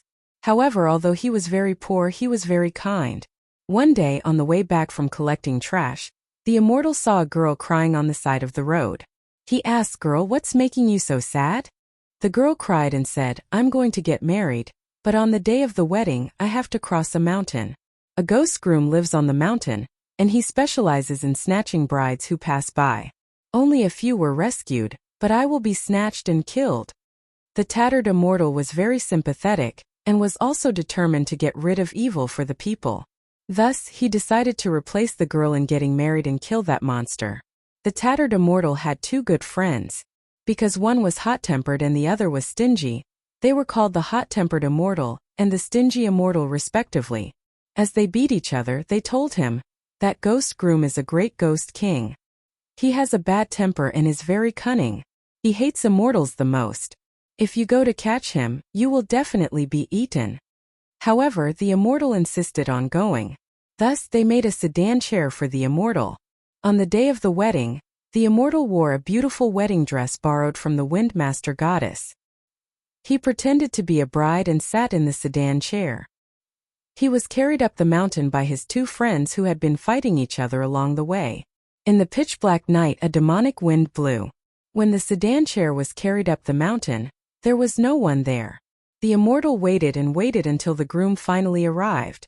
When he lifted the veil to take a look, the immortal was surprised to find that the Ghost King was actually an extremely handsome young man. What surprised him even more was that this young groom was very polite. He seemed to have a good upbringing and was gentle and considerate. He didn't shed his human skin to reveal his true face and didn't force him to do anything bad. He didn't look like the terrifying Great Ghost King in the legends at all. This mountain was very big. The Great Ghost King brought the immortal to his cave abode and said to him, "From now on, I am your husband and you are my beloved wife. This whole mountain is mine and also yours. You can look around as you please. But remember, there are two houses at the back of the mountain. You must not go there." The immortal asked, "Why not?" The Ghost King's groom answered, "That is my secret. You don't need to know. However, even if you want to go, you can't because there is a barrier in front of the two houses. You must have something on me to pass through the barrier." The immortal continued to ask, "What thing?" The Ghost King answered, "One house hides dirty trash. You must use something that I can touch and a lot of it to open it. The other house hides a powerful talisman. You must use something that I can't touch but is very hot to open it." Of course, the immortal didn't listen to him. Although he pretended to be very obedient in front of the Great Ghost King, once the Great Ghost King left, he leaped onto roofs and vaulted over walls to quietly go to the back of the mountain. As expected, he heard terrifying howls and cries for help coming from the house that hid the dirty trash. The immortal suspected that the missing brides were locked here. So he decided to steal something from the Great Ghost King and open the mysterious house. But what did he want to steal? The Great Ghost King had a head of long black hair. Sometimes it was loose, sometimes it was tied up crookedly. The first idea the immortal came up with was to steal a few strands of his hair every day. He asked, "Excuse me, can we stay in the same house?" His groom answered politely, "Of course. We are husband and wife." Just like that, they stayed in the same room. Although they slept on the same bed, the immortal didn't let the groom take off his clothes. The Great Ghost King also gracefully didn't touch him. However, the immortal soon realized that his groom didn't lose a single hair. No matter when he helped him comb his hair in the morning or when he slept at night, not a single hair could be seen on the pillow, bed, floor, or comb. This was going to be a real headache. The immortal took a sword and wanted to secretly cut off a strand of hair while the Great Ghost King was sleeping. But the Great Ghost King was very vigilant. He immediately opened his eyes when he approached. The immortal was caught red-handed, but he was very calm. To make the Great Ghost King not suspect him, he immediately cut off a strand of his hair and gave it to him. The Great Ghost King was very happy after receiving it. Very quickly, the quick-witted immortal thought of another idea. He said to the Great Ghost King, "Excuse me, can I kiss you?" His groom said cheerfully, "Of course. We are husband and wife." So the immortal took the initiative to hug the ghost groom and kissed him for a long time.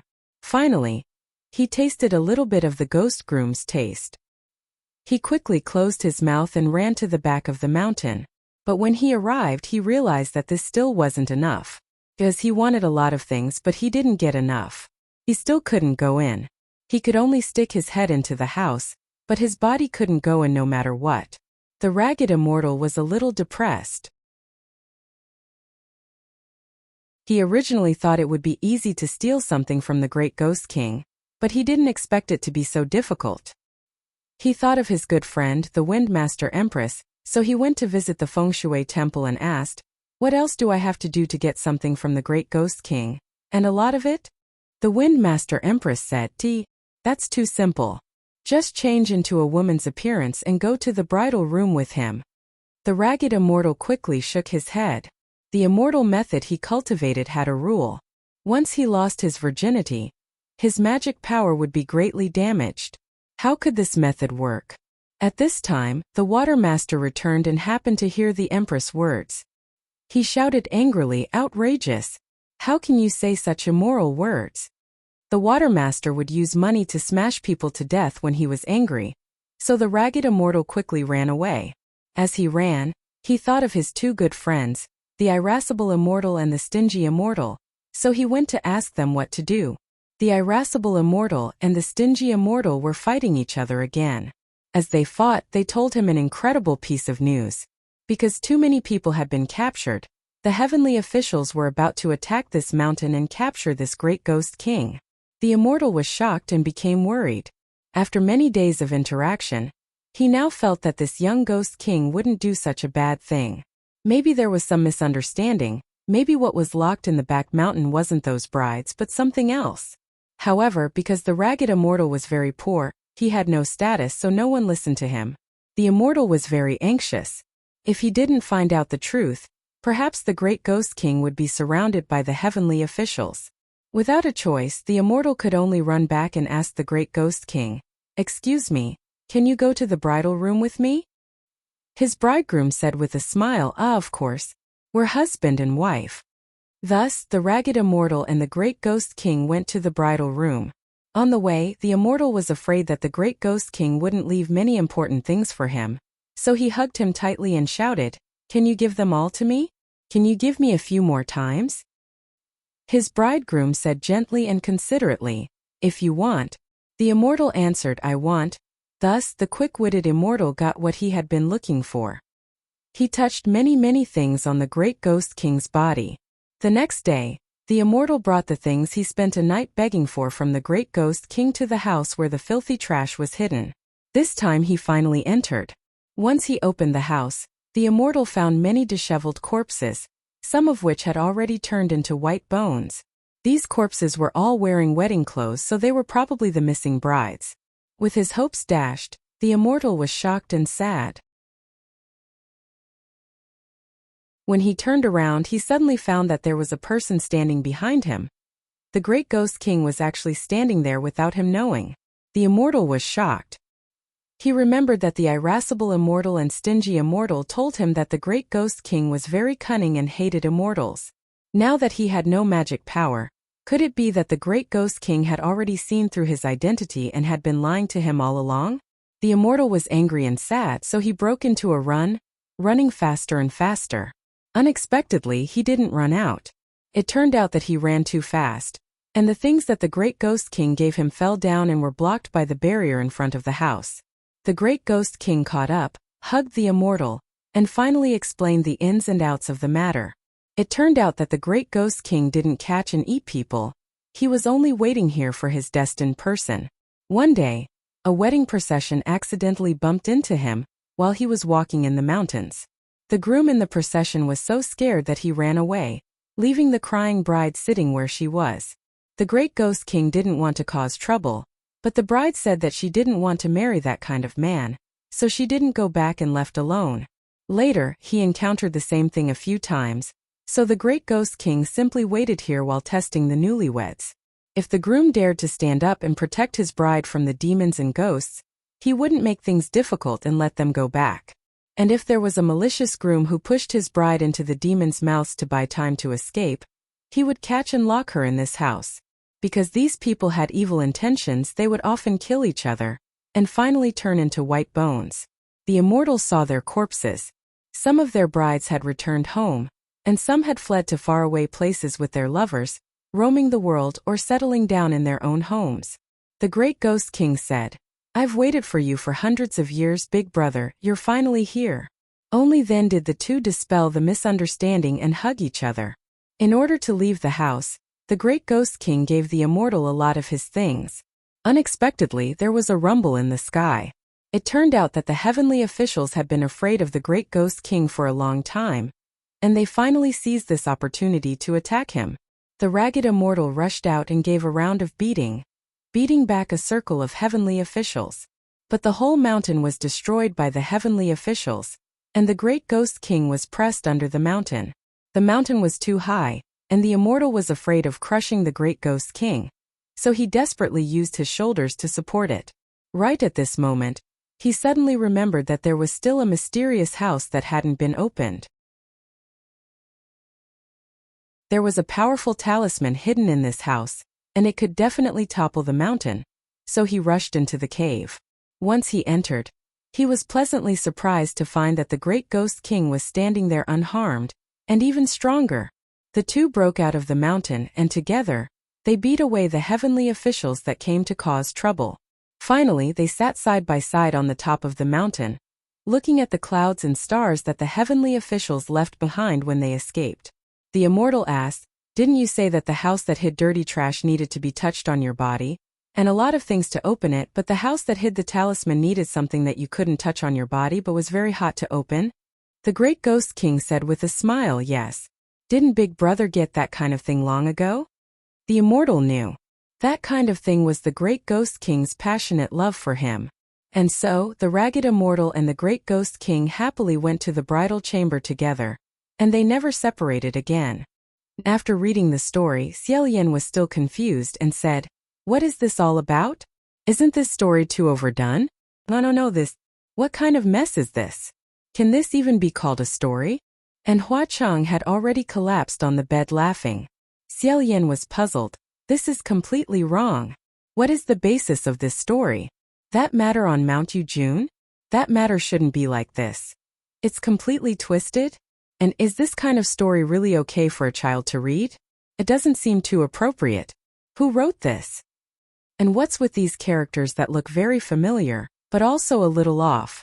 Looking carefully, although the story in this booklet looked innocent at first glance, as if it was for a child to read before bedtime, the inside was very overdone, and this was even more difficult to look straight at than the simple fiery explosion.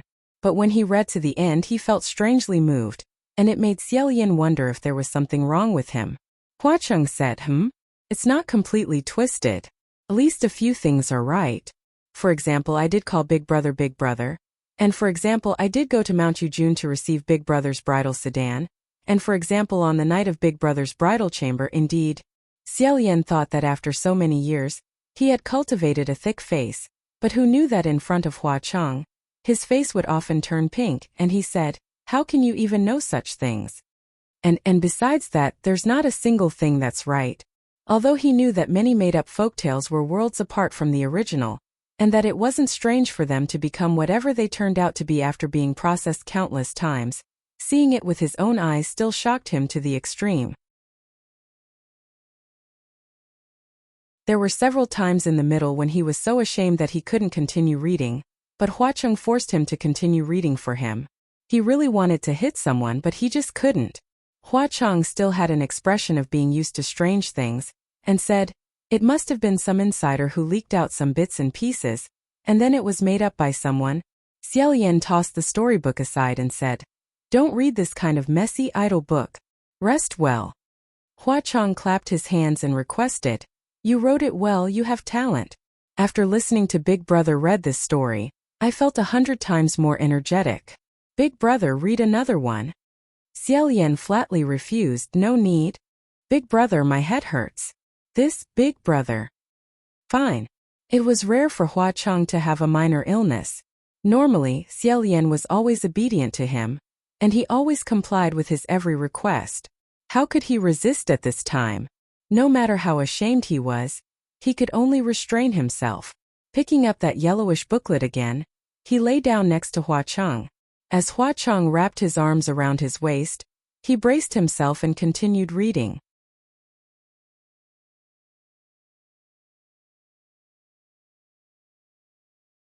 Chapter 251.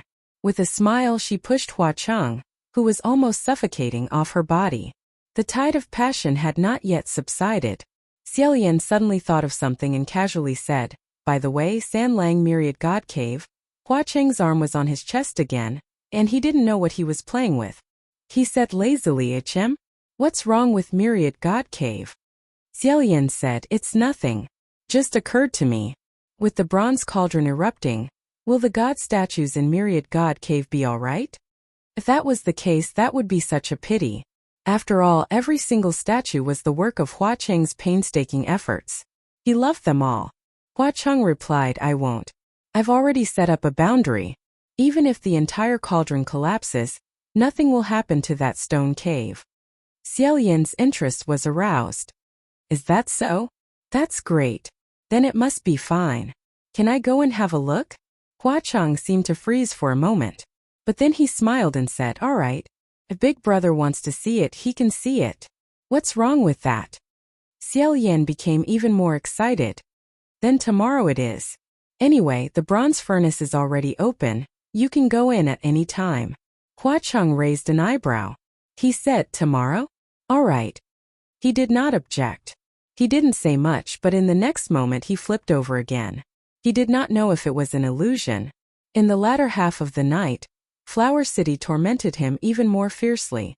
Not even 2 rounds had passed before Xiaolian was forced to call for his older brother to save him. Afterwards he drowsily fell asleep. Originally, he could have slept peacefully until daybreak, but after less than 2 hours, Xiaolian felt his body lighten. When he opened his eyes to take a look, the person had already disappeared. Xiaolian was startled. His drowsiness completely dispersed, and he immediately sat up. After casually cleaning up, he slowly got off the bed and pushed open the door, thinking, where did Sanlang go? This was the first time he had disappeared in the middle of the night. He circled around the blissful workshop but didn't see anyone. Remembering that there was a room in the blissful workshop that was used for teleportation, he went over to take a look. Sure enough, the door of the room had been opened. He remembered that the array on the door was not drawn like this last time. At this moment, the cinnabar on the new array on the door had yet to dry. Xiaolian pushed the door open without hesitation. When he came out again, it was no longer the bliss workshop outside the door, but pitch-black darkness. Xiaolian closed the door and raised a palm flame to illuminate the surroundings. Seeing the scene in front of him, he could not help but be stunned. The place where the earth-shrinking thousandly formation led to was actually a huge, gloomy cave. Myriad Gods Cave. Why did Hua Cheng come to Myriad Gods Cave alone in the middle of the night? Didn't they agree to come together tomorrow? Why did he come here tonight? Shaking his head, Xiaolian slowly walked in the cool cave with the flame in his hand. The sound of footsteps reverberated in the air. The veils covering the faces of those deities were taken off.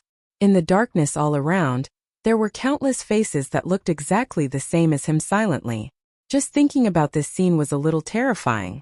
As Xiaolian passed by a grotto, he casually swept his eyes over it. Inside the grotto was a statue of the Crown Prince, Yushan. His facial features were gentle, and he held a flower in his hand while holding a sword. His posture was graceful.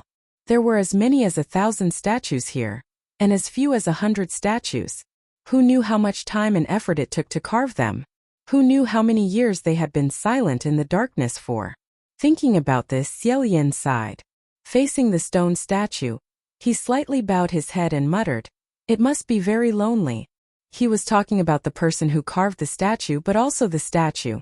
That Crown Prince Yushan nodded. Xiaolian. This was too scary.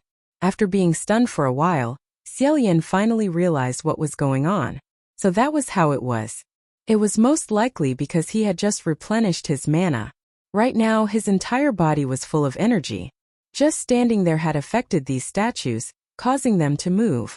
Xiaolian hurriedly retracted his mana, but it was already too late. That Crown Prince Yushin statue had already taken a step forward. Because Xiao overflowing mana had infected it, but he hadn't been seriously controlling it, its movements were a little clumsy. With a thud, it fell to the ground.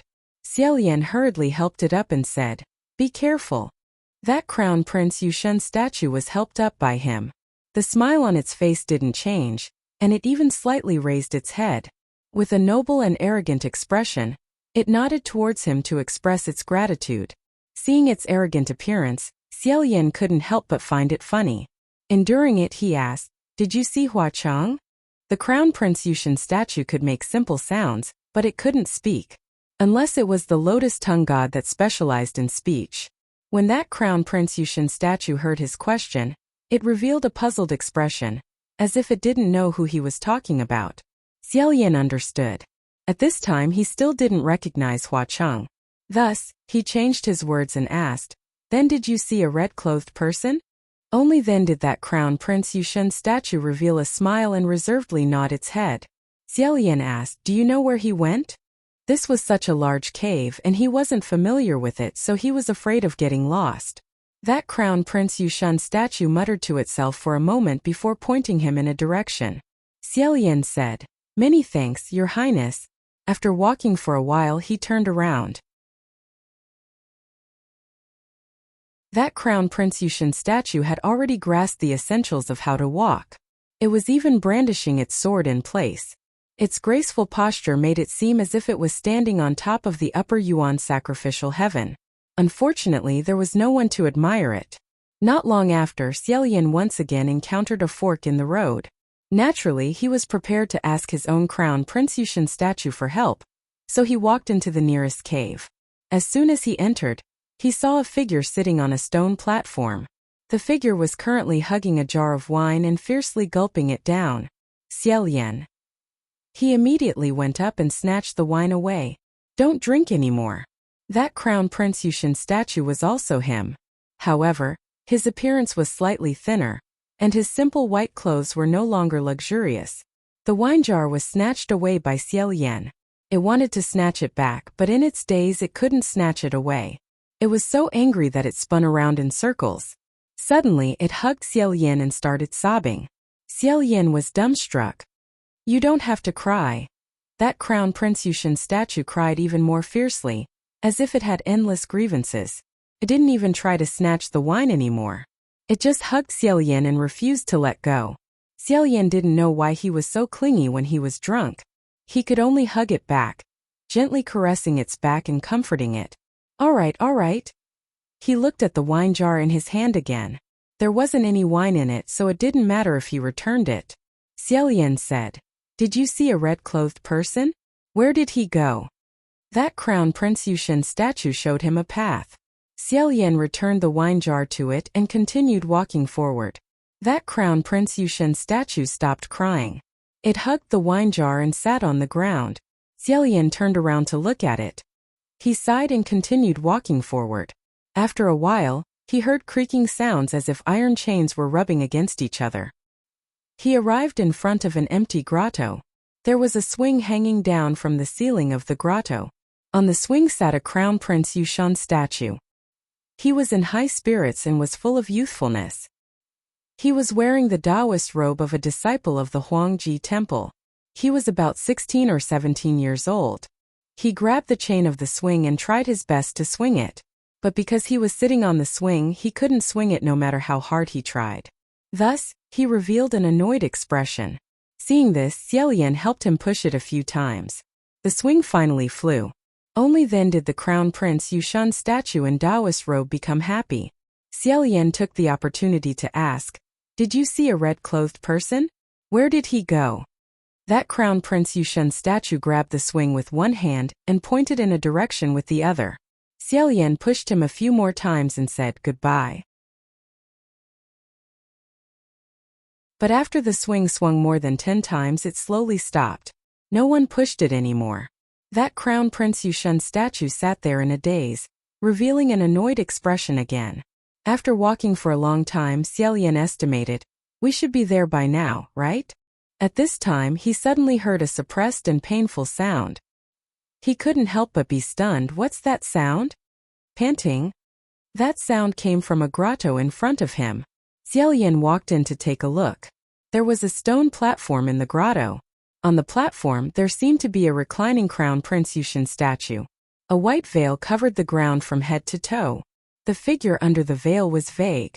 Sometimes it curled up into a ball, sometimes it tossed and turned, as if someone was suffering and struggling underneath. Xiaolian was about to pull down the white veil. Suddenly, a hand covered his eyes from behind. A low voice came from behind and sighed, "Brother." Xiaolian laughed and said gently, "Sanlang, do you think I won't know what this is if you don't show it to me?" After a long time, Huacheng sighed again and said, "Brother, I was wrong." Xiaolian removed his hand and turned around to ask, "Home of Tenderness?" Standing behind him was a tall man dressed in red. Sure enough, it was Huacheng. Having been caught red-handed, he supported his forehead with one hand and finally admitted, "Yes." No wonder. No wonder Huacheng was unwilling to let him see it. Xiaolian said, "You came here tonight to hide this Crown Prince Yushin statue, right?" Huacheng looked elsewhere and said, "Yes." Xiaolian didn't know whether to laugh or cry. Was he that afraid to let him see this Crown Prince Yushin statue? He said, "Why should I hide it? Actually, it's not a big deal." But now a very thorny problem has appeared. That thorny problem was that after Xiaolian came, he inadvertently caused all the Crown Prince Yushin statues to move. This originally wasn't a big deal, but for this special Crown Prince Yushin statue it was very painful. That was because the Crown Prince Yushin statue was the one carved under the veil of tenderness when he was 17 years old in a cave in a barren mountain. The other Crown Prince Yushin statues were either practicing swordplay, drinking wine, swinging on a swing, or doing anything else.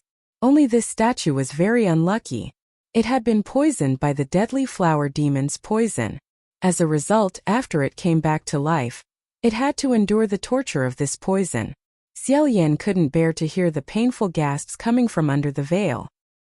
He then thought of that soul-stirring and engraved night and said, "This is too pitiful. If I leave now, will it turn back into a stone statue? That way he wouldn't have to suffer this torture." However, Huacheng said, "I'm afraid not. After all, brother is at your strongest right now.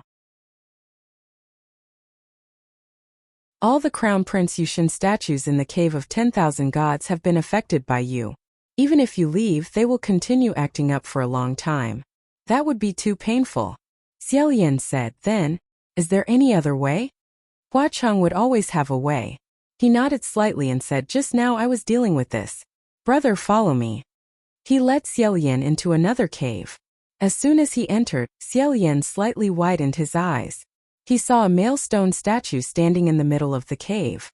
The statue was tall and slender with handsome features. The corners of his mouth were slightly raised, and his right eye was covered with an eye patch. It looked almost identical to the red-clothed man who led the way. It was actually the statue of a ghost king. Xiaolian said, Huacheng said, "This is something I hurriedly carved after I realized the situation wasn't right. I haven't moved it for many years, so I'm a bit rusty.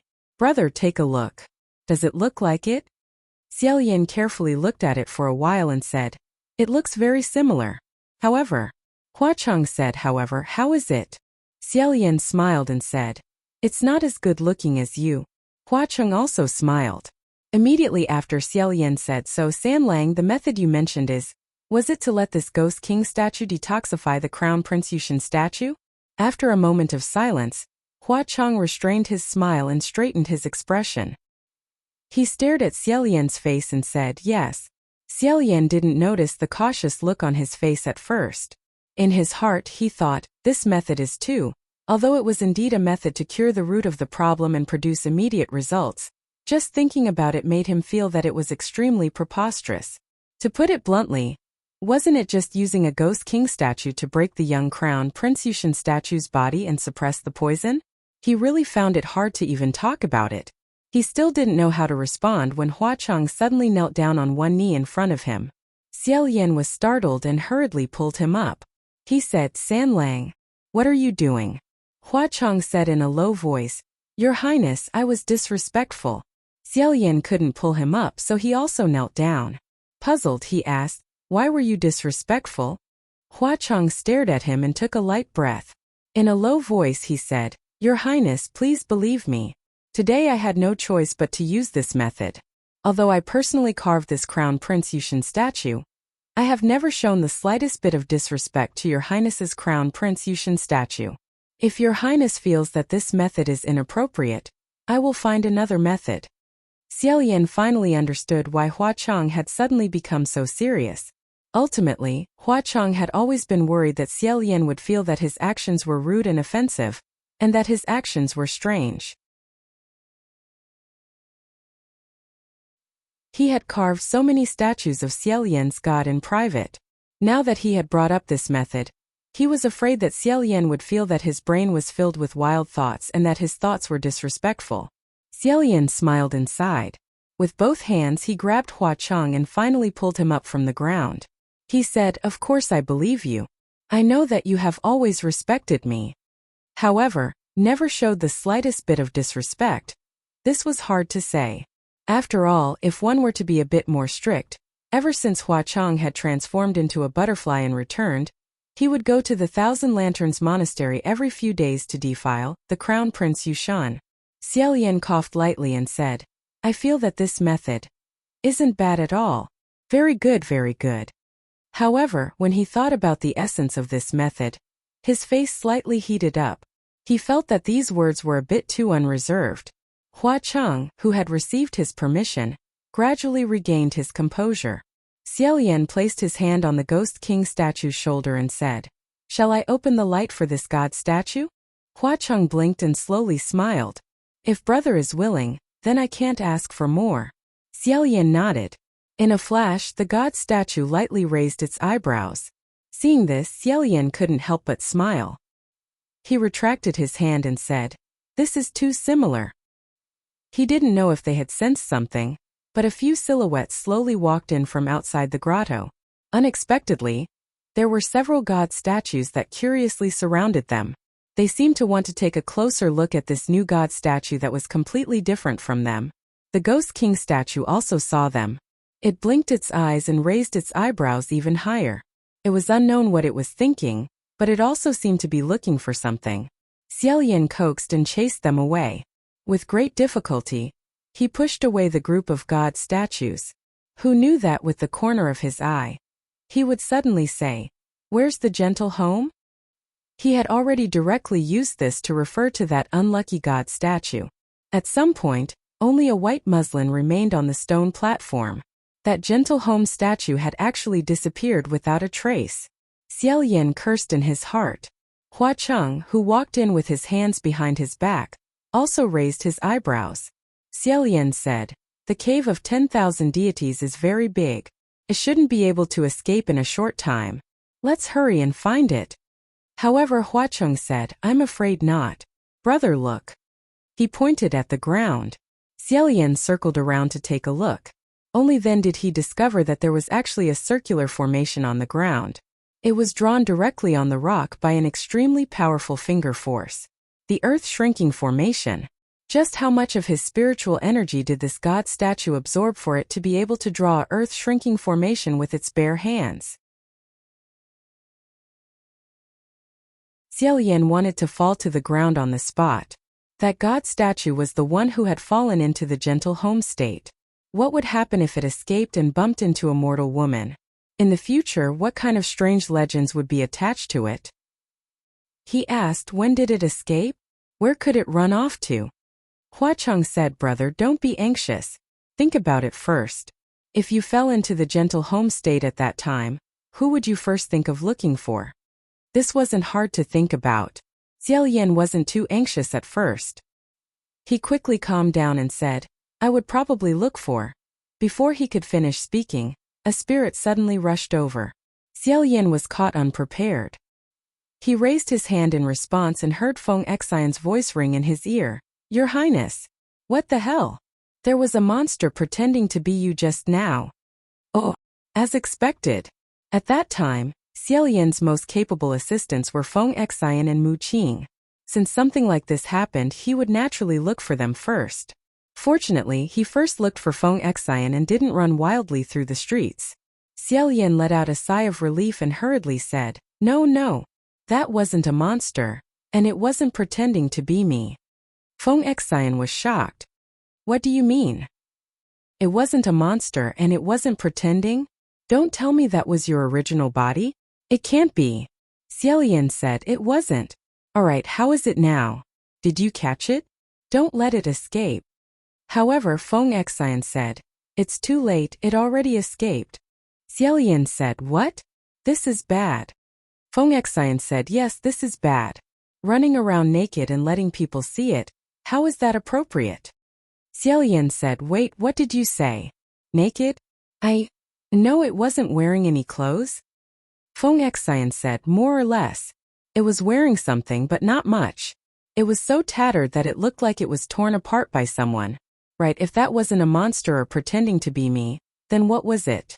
In the end, what's going on? I think it looks like a statue of a god. Wait, a statue of a god? Feng Xian was greatly shocked. It couldn't have run out from that place under the copper furnace, right? What are you guys doing? Xiaolian also couldn't remember how many clothes he had worn back in that warm and gentle place. At that time, he was extremely uncomfortable, so he probably tore them himself in a daze. He said, I'll explain later. I'll go up immediately. After he finished speaking, he disconnected the communication and said to Hua Cheng, Sanlang, we need to make a trip to the new immortal capital. On the other side, Hua Cheng had already put away the newly carved Ghost King statue, turning it into a small statue of a god that could stand in the palm of his hand. He said, okay, and quickly drew an array. Not long after, the two of them directly killed their way to the new immortal capital's Nanyang Palace Hall. As soon as they opened the door, they saw Feng Xian. When he saw Hua Cheng, his eyes widened. Blood Rain Tanhua? Why are you here too? What are you doing in the sky? A ghost king in a desperate situation didn't just stay in his own territory all day, but instead came to the immortal capital whenever he wanted. This was too outrageous. Hua Cheng ignored him and listened for a moment before saying, it's a report. The heavenly court wouldn't go back on their word, right? Feng Xian naturally knew what report Hua Cheng was talking about. Wasn't it the report, the heavenly court must report the heroic deeds of Blood Rain Tanhua saving the immortals and gods for a whole year? The veins on his forehead bulged as he said, why are you reporting in the middle of the night? Everyone also needs to rest, so the report will only be made during the day. Only then did Hua Cheng let out an "oh," probably indicating that he wouldn't pursue the matter. Xiaolian said, whatever. Get to the point, where is the me you saw? Where did it run off to? Feng Xian pointed in a direction and said, it ran off in that direction. I was just about to chase after it when you guys came up. Xiaolian suddenly had a bad premonition in his heart. He said, let me ask, that direction, could it be? Feng Xian straightforwardly said, the direction of Shenzhen Palace Hall. Xiaolian. Hua Cheng said in a deep voice, let's go. The two of them didn't dare to delay and hurriedly rushed to Shenzhen Palace Hall. They broke open the door and rushed inside. When they rushed in to take a look, they saw Mu Qing sitting on the altar. It was as if he had just seen something inconceivable. His entire person was stunned. Xiaolian went up and waved his hand in front of his eyes. Mu Qing? When he saw Xiaolian, he finally came back to his senses. However, his expression was still shocked. After a long time, he finally said, Xiaolian, what are you doing? Xiaolian. What am I doing? I don't know what I did either. Please tell me. Mu Qing still stared at him and said, just now, why did you run into my palace hall in such a disheveled manner in the middle of the night? Hua Cheng narrowed his eyes. Xiaolian said, don't let people misunderstand your words. No matter what you saw just now, in any case, it definitely wasn't me. Mu Qing covered half of his face, as if he wanted to dig out what he just saw from his eyes. With an ashen expression, he said, even if it wasn't you, it still has to do with you. It's the statue of God in that grotto, right? What are you guys doing? Letting that kind of indecent statue of God run around in the middle of the night. You and Blood Rain Tanhua don't need to play like this, right? Hua Cheng sneered. What does it have to do with you? Mu Qing angrily said, what do you mean it has to do with me? This is my palace hall. Hua Cheng unhurriedly said, I also have a part in rebuilding the immortal capital.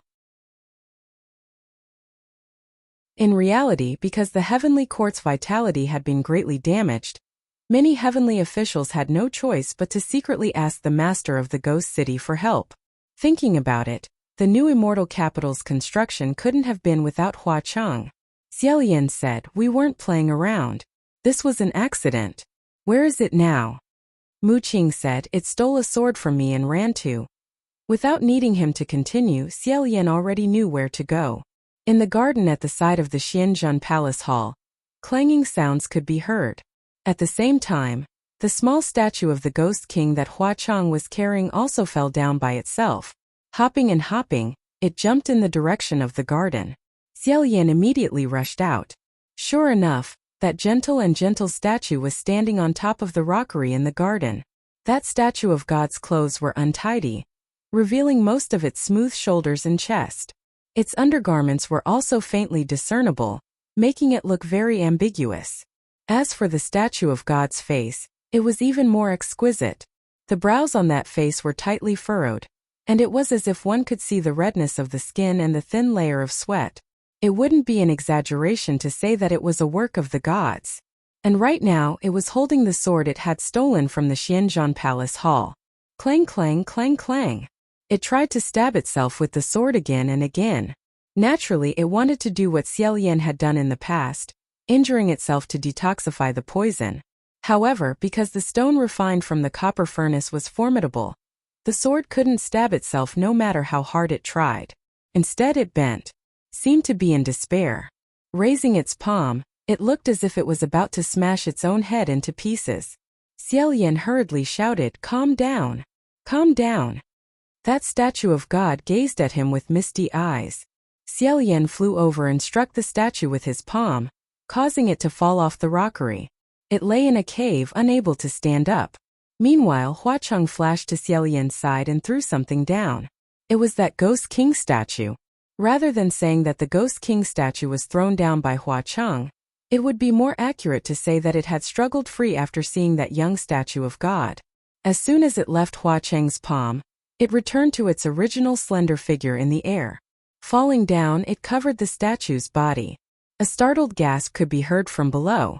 Xiaolian hurriedly jumped off the rockery and pushed Mu Qing, who had rushed over after hearing the sound, into the Xianzhen Palace Hall. He said, "It's too late. I'm sorry, I need to borrow this precious place for a while." Mu Qing was shocked. "What did you guys just do?" Xiaolian said, "I'll explain it later. I'm extremely sorry." Hua Cheng leisurely said, "What's there to be sorry about? How many times has this person's life been saved by you?" Mu Qing said, "No, you should explain it clearly right now. I think I saw you throw one of you down and he threw another of him down. I didn't see wrong, right? So what were you guys doing? What's happening in that rockery right now?" Xiaolian was just short of grabbing him by the neck and dragging him into the palace hall. "It's extremely urgent.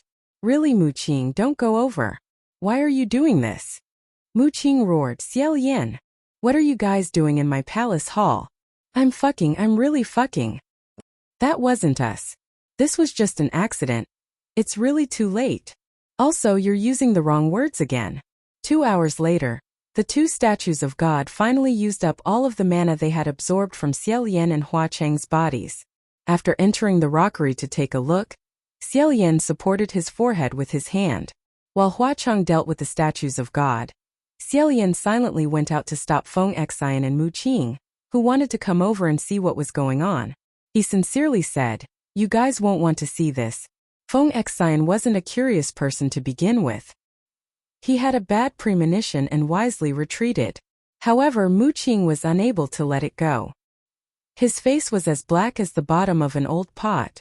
Frantically swinging his sleeves, he frantically muttered, "I simply can't believe it. I simply can't believe it. Something like this actually happened. Something like this actually happened in my palace hall." Then he floated out like a ghost, probably unable to look directly at the rockery in his palace hall ever again. Xiaolian very much suspected that he would split this place apart with a palm strike. In truth, Xiaolian himself didn't dare to believe that such a ridiculous accident would occur. He really didn't know if he should feel embarrassed or not. Turning back to look at the two, No, it should be one statue, he said. Are they just like this? Huacheng said, just like this. They can't be separated anyways. Xiao Yan covered his face. What kind of divine official's statue would be like this? What would happen if someone saw it? This was too improper, truly preposterous. He moaned. Sanlang, hide them. Well, don't let anyone see them. Huacheng smiled. Of course. Don't worry, big brother. After bringing the two combined statues back to Myriad God's cave, Xiao Yan wiped the sweat off his forehead when he finally returned to his original position. Meanwhile, the other statues of Xiao Yan in Myriad God's cave once again surrounded him out of curiosity, but Xiao Yan coaxed them away. Don't look at indecent things, don't look at indecent things. Left with no choice, they could only leave. Although they didn't see the final form of the statue with their own eyes, they kept looking back as they walked, as if they were envious that the gentle Xiao Yan finally had a partner. The poison of gentleness had been cured, but the other statues still lacked a sense of perfection. The crown prince had no one to admire him, no one to help him up when he was drunk, no one to send him on a swing.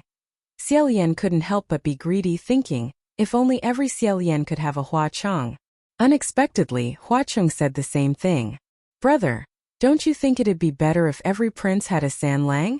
The two hit it off and immediately stayed in Myriad God's cave to show off their skills. Not long after, Xiao Yan witnessed the entire process of Huacheng transforming a heavy boulder into a nimble and exquisite statue.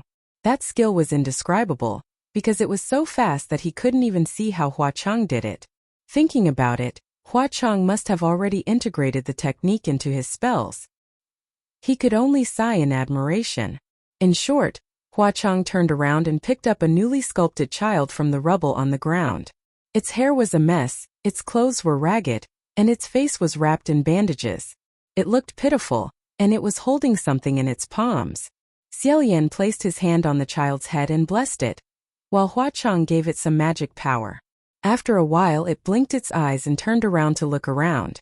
When it saw someone grabbing the back of its collar, it gave it a ruthless kick. Huacheng seemed to have expected it to do this, so he easily dodged it and held it in his hand, letting it struggle and kick. Xiao Yan didn't expect little Huacheng to be so fierce and laughed. Sigh, so fierce. Huacheng clicked his tongue and tossed it away. The child fell to the ground with a thud, but it quickly got up and stared at Huacheng with a fierce gaze. Xiao Yan was worried that it fell too hard, so he stretched out his hand and said, Sanlang, you threw it too hard. Be careful that you don't break it. If he were to really count, this child should have just been born.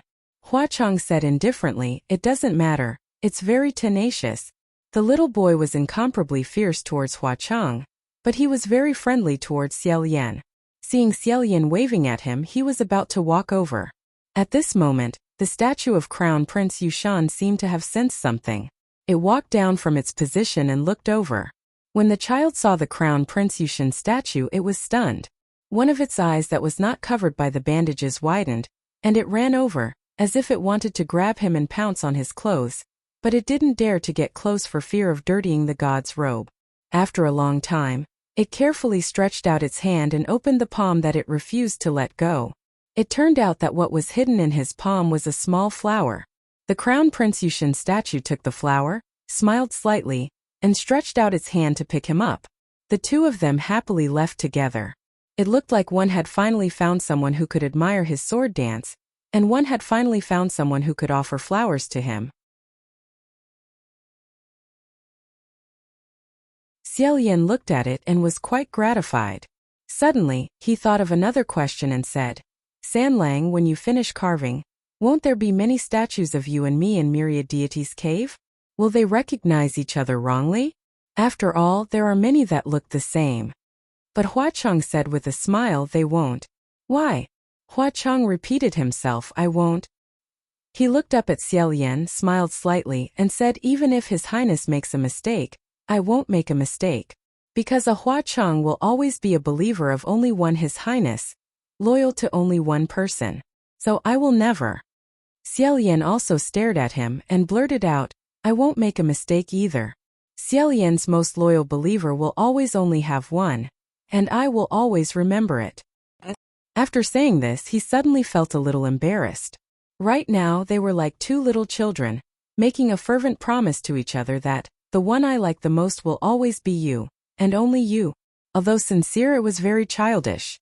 Although childish, it was very sincere. After a moment of silence, Xiaolian coughed lightly and said, "Then next, let's help the crown prince carve a ghost king who pushes the swing." With no one to help it push the swing, it looked very lonely and distressed. Hua Cheng happily said, "Okay." Xiaolian asked again, "What about the drinking one? This one is a bit of a headache. It seems to be muddle-headed and can even cry.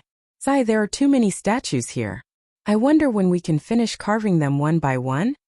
Hua Cheng smiled and said, "What are you afraid of? Take your time, you will meet them eventually." Xiaolian also smiled and nodded, and said softly, "Yes, we will definitely meet them." Inside the grotto, the two stone statues, which were originally independent, had now become one.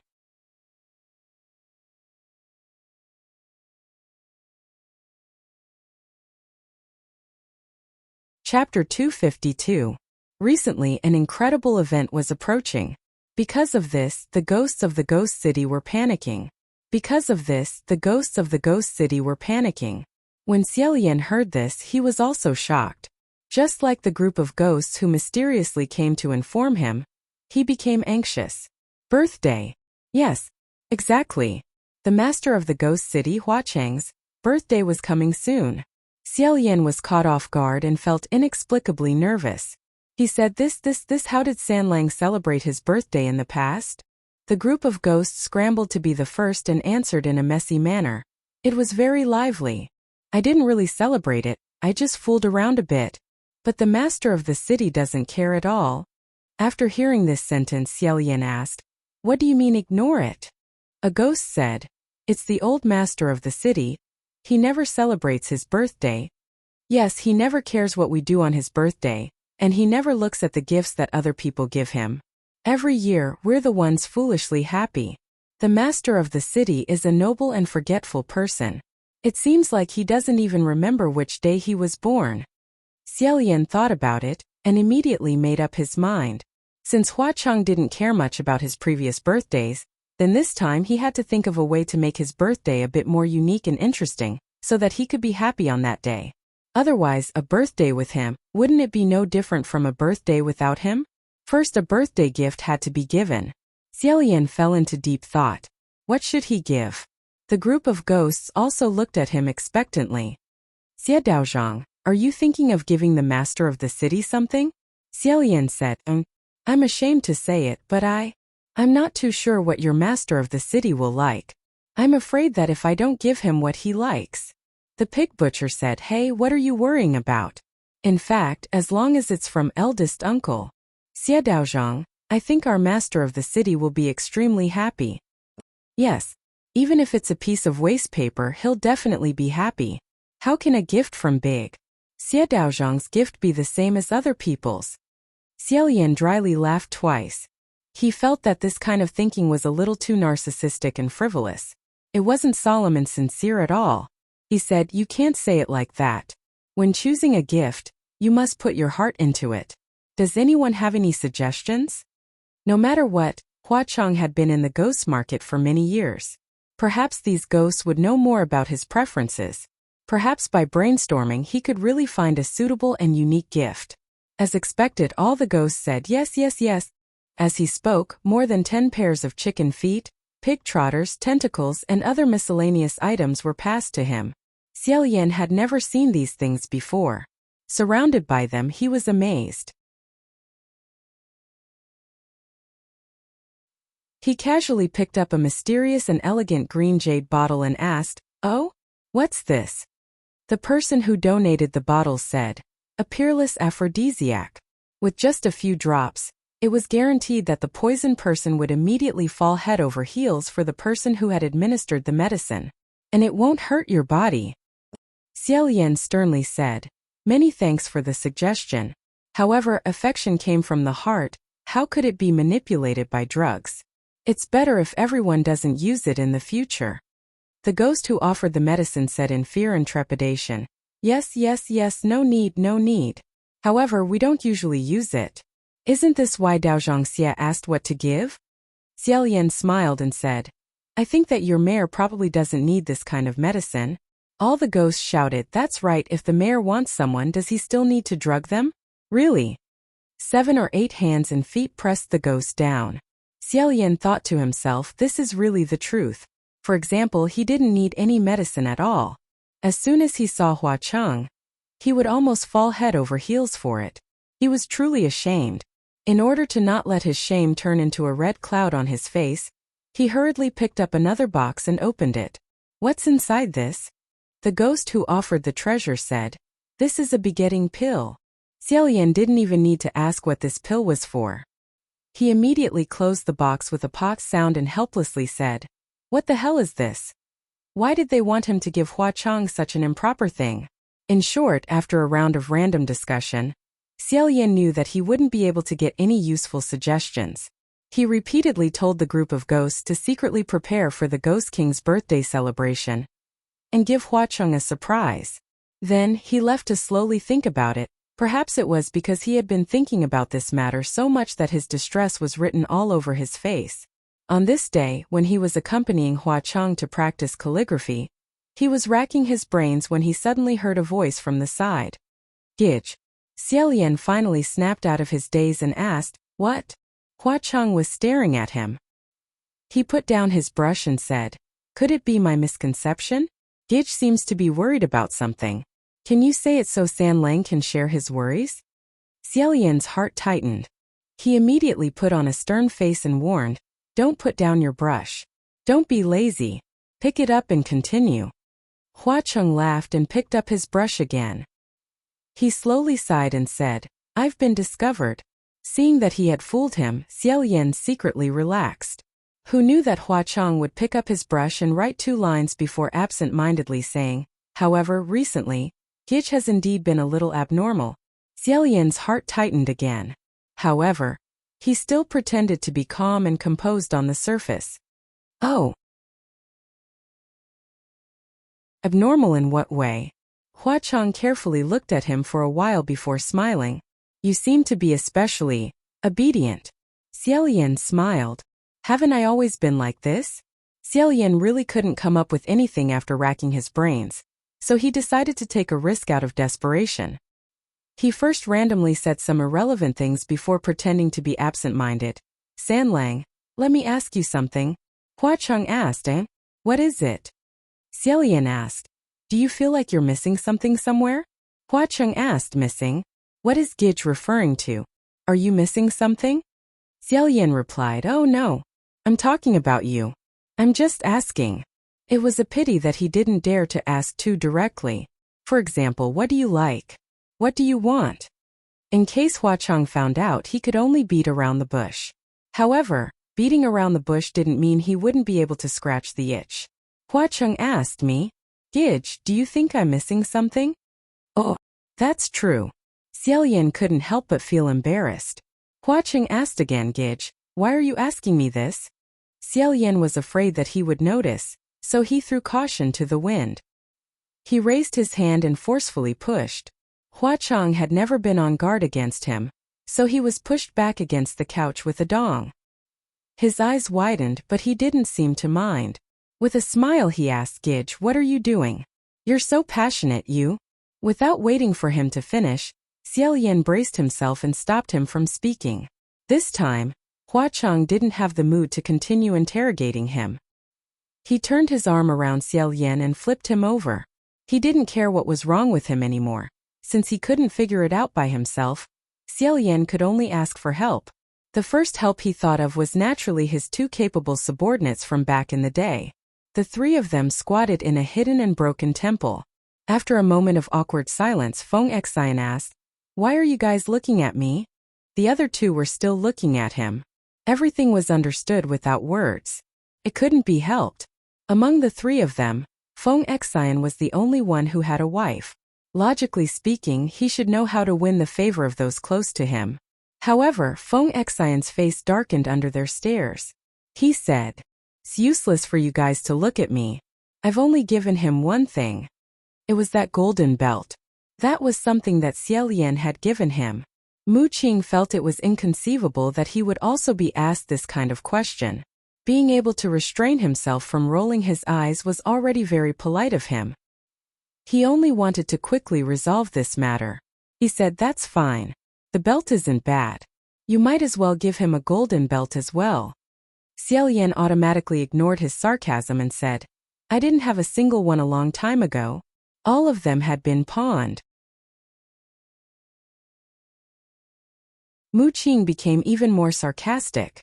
"You're now so smooth sailing. The streets are filled with your temples and believers. You can just casually ask for something in your dream, and you'll still have to worry about not being able to get one?"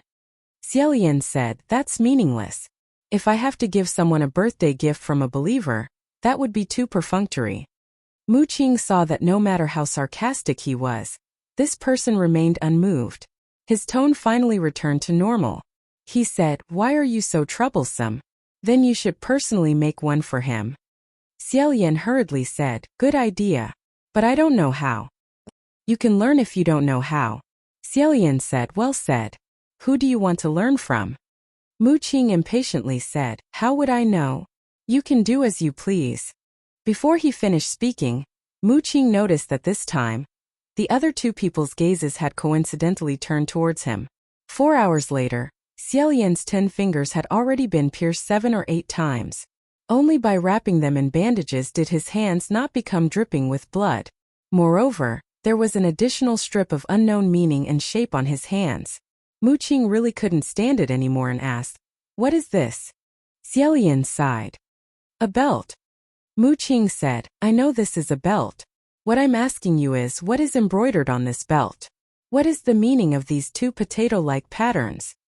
Xiaolian said, "These aren't potatoes. Can't you see? These are 2 people." In order to let them see clearly, he even gestured. 2 people's faces. These are the eyes and the mouth is here. After confirming that these really were 2 people's heads, Mu Qing said in disbelief, "Why would someone embroider 2 big heads on a belt? Can this be worn out? Your taste in clothes isn't that bad, so how could you make this kind of thing?" Xiaolian couldn't do anything about it. In fact, if you asked him to repair a house, dig a well, or build a wall, he would be very good at it. However, he seemed to be innately bad at this kind of work that leaned towards women. Once he was asked to hold a needle and thread or a ladle, the scene would be out of control. He glanced at his hands that were tied up like a dumpling. Although he didn't feel any pain, the progress was slow. He couldn't help but feel helpless and said, "I'll just change it." However, what was done could not be undone. How could he change it? At best, he could only add a layer of flower petals around the 2 little people's heads, turning them into 2 clumsy flowers that intimately intertwined with each other. Feng Xian and Mu Qing's expressions became even more tragic. The veins on Mu Qing's forehead slightly popped out. "I've already taught pigs, why are you so clumsy? Why are you always stabbing your own hands?" Feng Xian said, "When have you ever taught pigs? You're really just talking big." Mu Qing unceremoniously said to Xiaolian, "Forget it. You should just give up. You don't have the talent." It was rare for him to say something like, "You don't have the talent" to Xiaolian, yet he actually said it in such a righteous and confident manner. Felt pretty good. Feng Xian couldn't stand listening anymore and said, "Can you say a few words less? From just now you haven't said a single word of praise for His Highness. Wearing clothes and making them yourself aren't the same thing. Besides, it's not that bad. At least this belt can still be worn." Mu Qing said, "All right, I'll give this thing he made to you. If you dare to wear it, I'll be convinced." Before Feng Xian could reply, Xiaolian hurriedly put away that hilariously ugly belt and said, "I can't accept this, I can't accept this. I'll just keep this for myself." This kind of thing really couldn't be given away. Feng Xian and Mu Qing couldn't help much, so Xiaolian turned to ask for help from the next person. "Gift? Your Highness the Crown Prince, you've really asked the right person for this. Thinking back what rare treasures have I not seen before?" The 2 of them squatted on the side of the street. Shi Qingshuan's hair was disheveled and he was in high spirits. His mouth flowed like a river.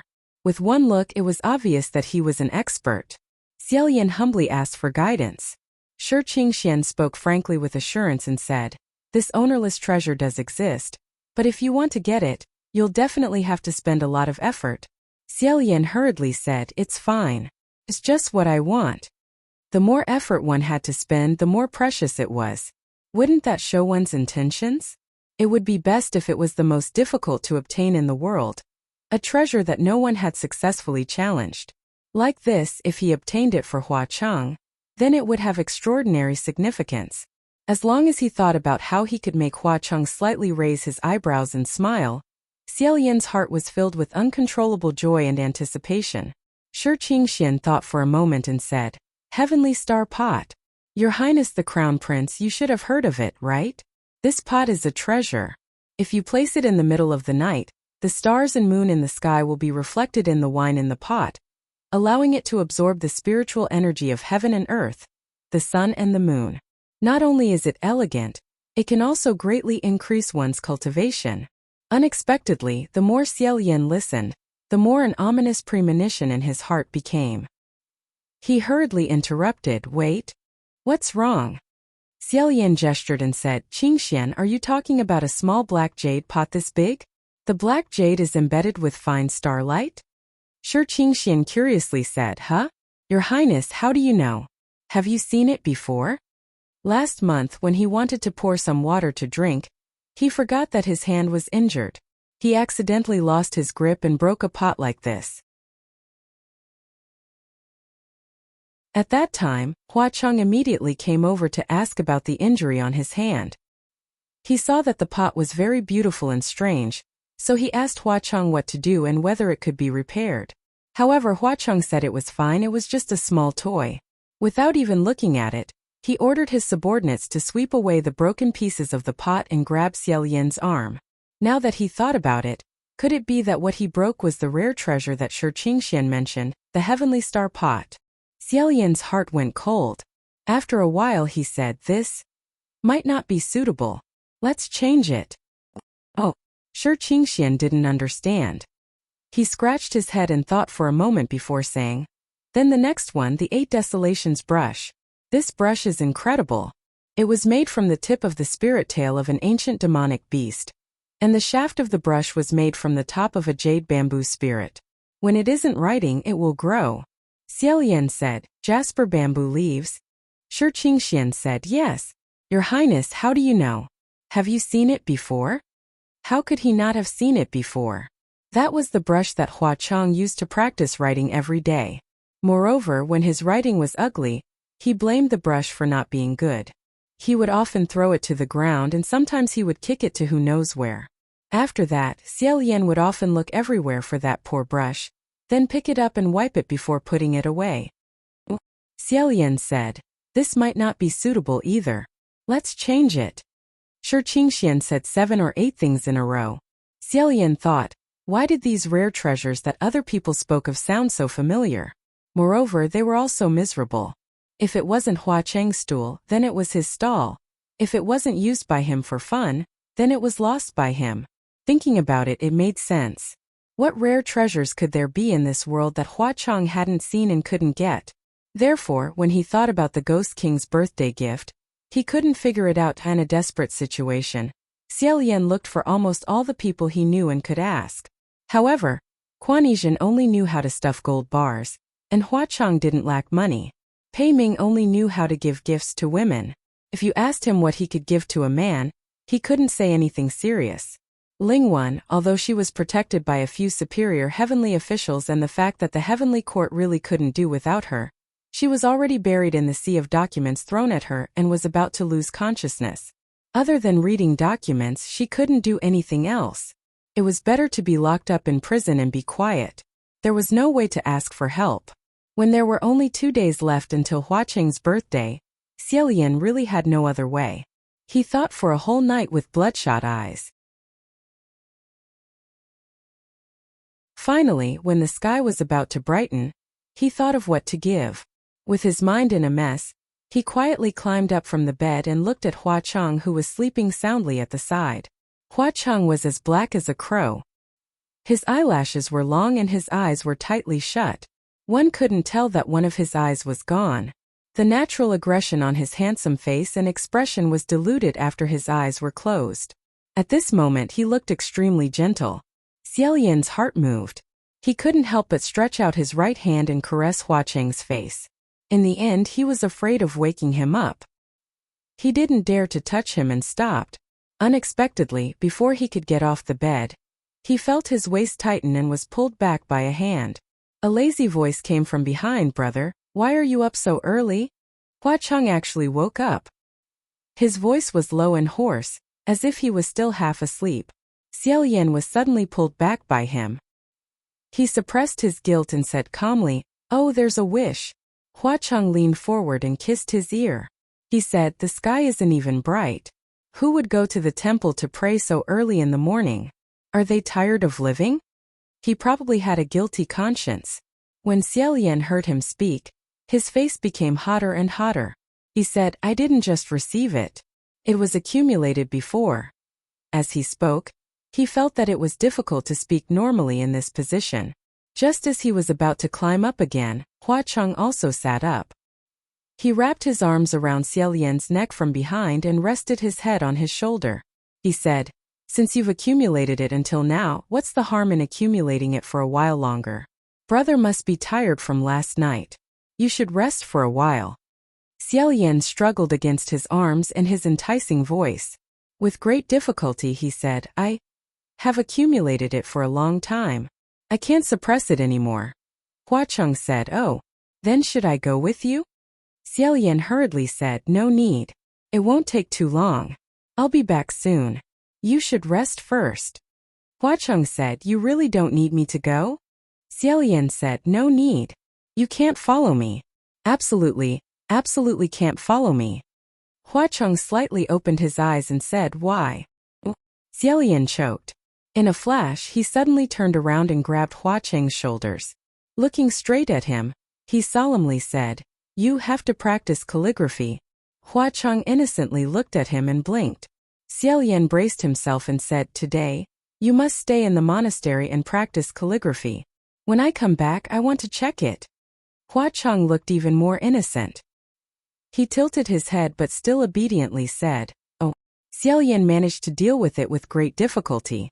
He tumbled down the bed. Hua Cheng half leaned on the table and squinted at his fleeing back. He smiled and rested his head on his hands before lying down again. Xiaolian first went to the barren mountains. After getting what he wanted, he went to the copper furnace. Within the territory of Bronze Furnace Mountain, in a small hut in the thick forest, Xiaolian saw the state preceptor set up a table with 3 empty shells. He was currently playing cards with a serious expression. Without saying a word, he immediately turned around and walked out. The moment the state preceptor saw him, his eyes lit up and he shouted, "Stop!" Xiaolian knew that there was only one situation where the state preceptor would ask him to stop. As expected, the next moment the state preceptor flipped the table and said, "I'm not playing anymore. I have something to do and I'm leaving. The crown prince is back. Why are you looking for me?" Xiaolian turned around and saw the 3 empty shells on the ground. He knew that the state preceptor was about to lose. Against his will, he said, "Actually, it's not a big deal."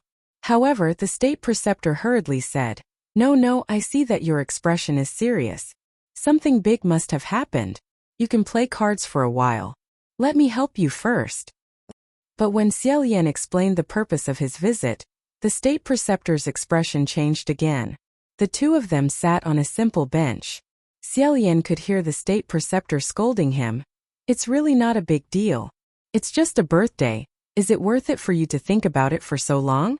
You even ran all over the world to personally retrieve that kind of thing." Xiaolian knew that he couldn't explain it to others. Even if he explained, they wouldn't understand. He rubbed his eyebrows until they were red and said, "In any case, I've already retrieved the raw materials. It's just that I can't remember how to make the Xianlu-style longevity lock that I used to make when I was young. I hope the state preceptor can give me some pointers. There's no need for you to do it. I can make it myself." The state preceptor seemed to be unable to calm down and said, "You don't need to prepare any birthday gift. You've already delivered yourself to his doorstep. What gift does he want?" Was he saying that you yourself are the best gift? Xiaolian couldn't stand this kind of argument. He couldn't even think about it. He slapped his forehead and thought, I'm not that narcissistic. The state preceptor saw him repeatedly shaking his head. He resisted and said, You're too useless. You're the only celestial official who has ascended 3 times. Corolla Martial God. Xian Le Crown Prince. 17 years old, and you dare to say that you want to save the common people. 18 years old.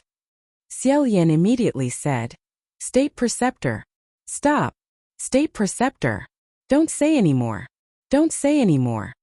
What was there to be proud of with this kind of dark history? The State Preceptor looked at him with a complicated expression.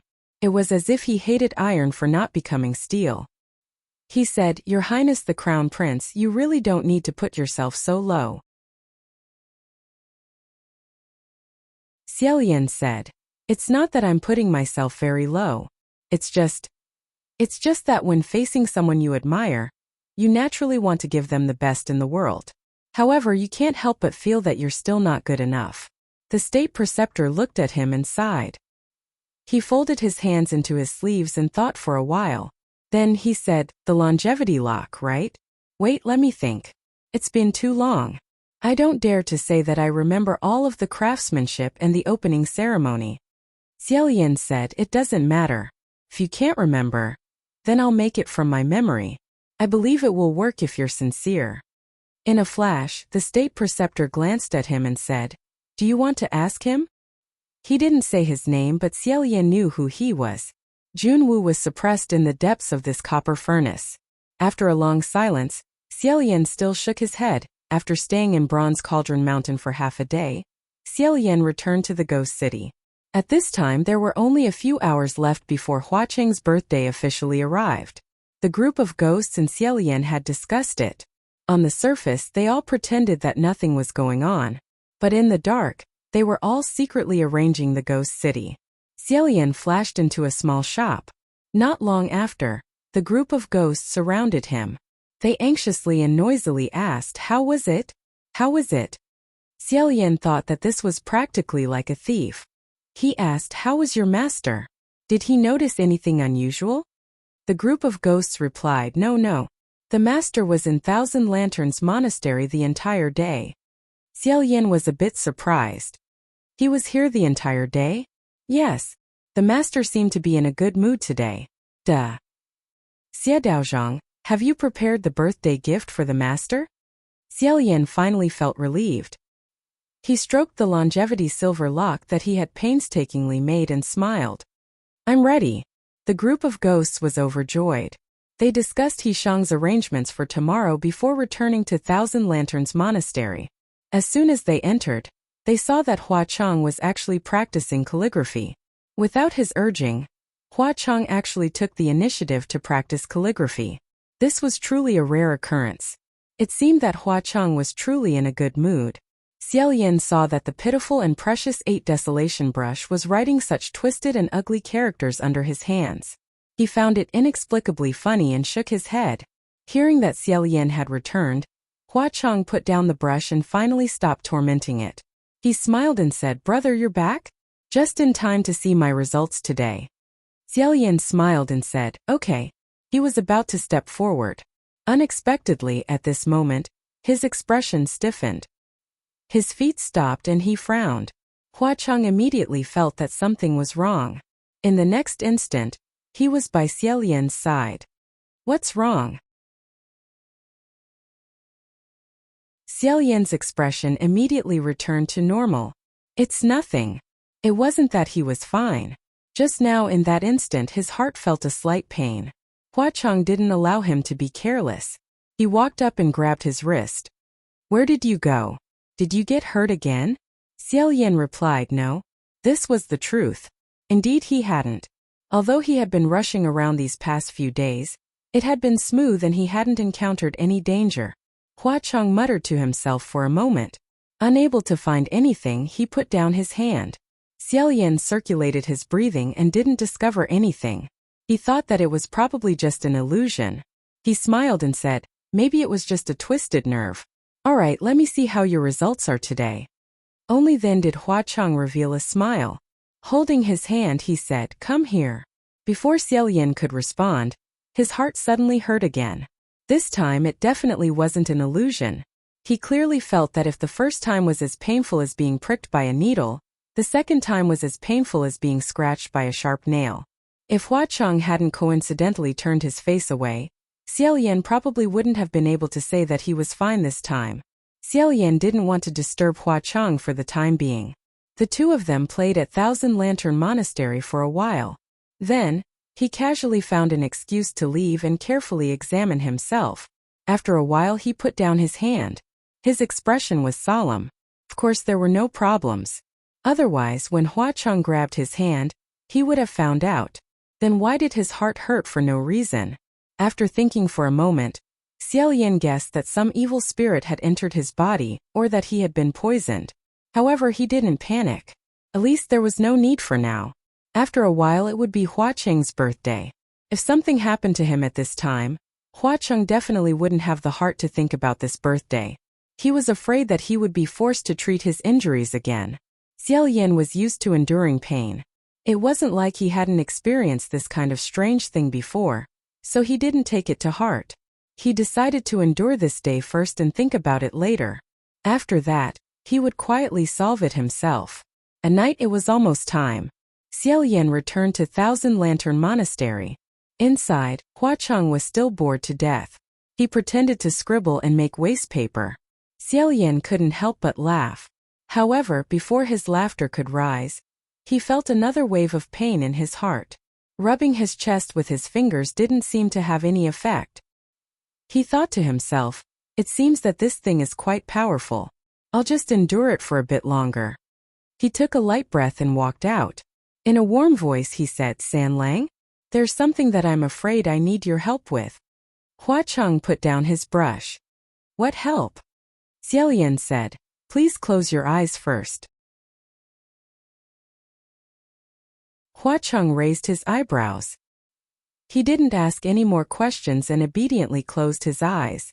Xiaolian held his hands and said with a smile, come with me. This was the complete opposite of that night on Mount Yujun. Hua Cheng smiled and said, okay.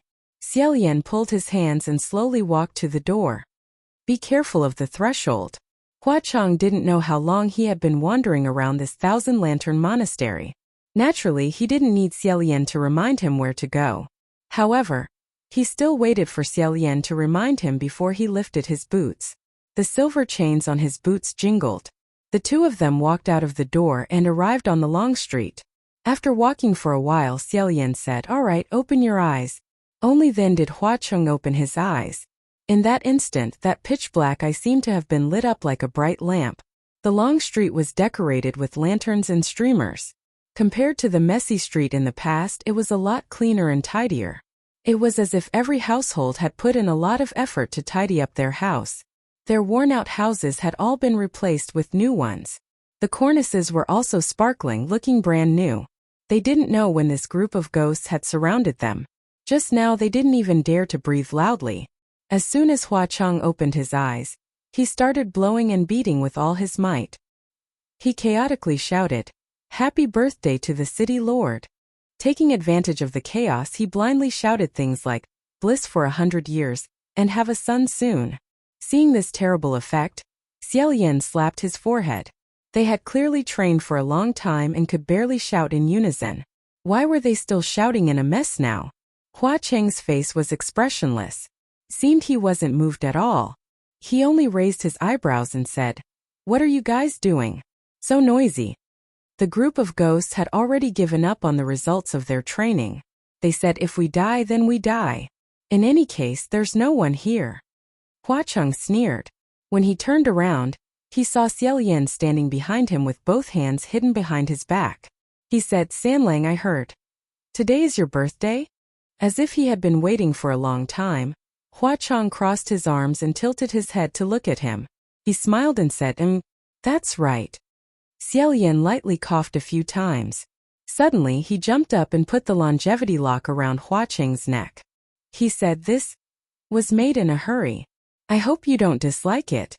The longevity lock was carved with the same patterns as his wrist guard. There were maple leaves, butterflies, fierce beasts, and so on. It was extremely exquisite and contained a powerful spiritual power. With one look, one could tell it wasn't an ordinary item. One after another, the group of ghosts shouted, "Amazing! It's too beautiful! What kind of treasure is this? Ah, only the city lord is worthy of this kind of treasure. Only this kind of treasure is worthy of the city lord." Their shouting was extremely exaggerated, causing Xiaolian to not know whether to laugh or cry. The more nervous he became, the more he didn't know whether he should ask Hua Cheng what he thought. Hua Cheng also didn't say a word.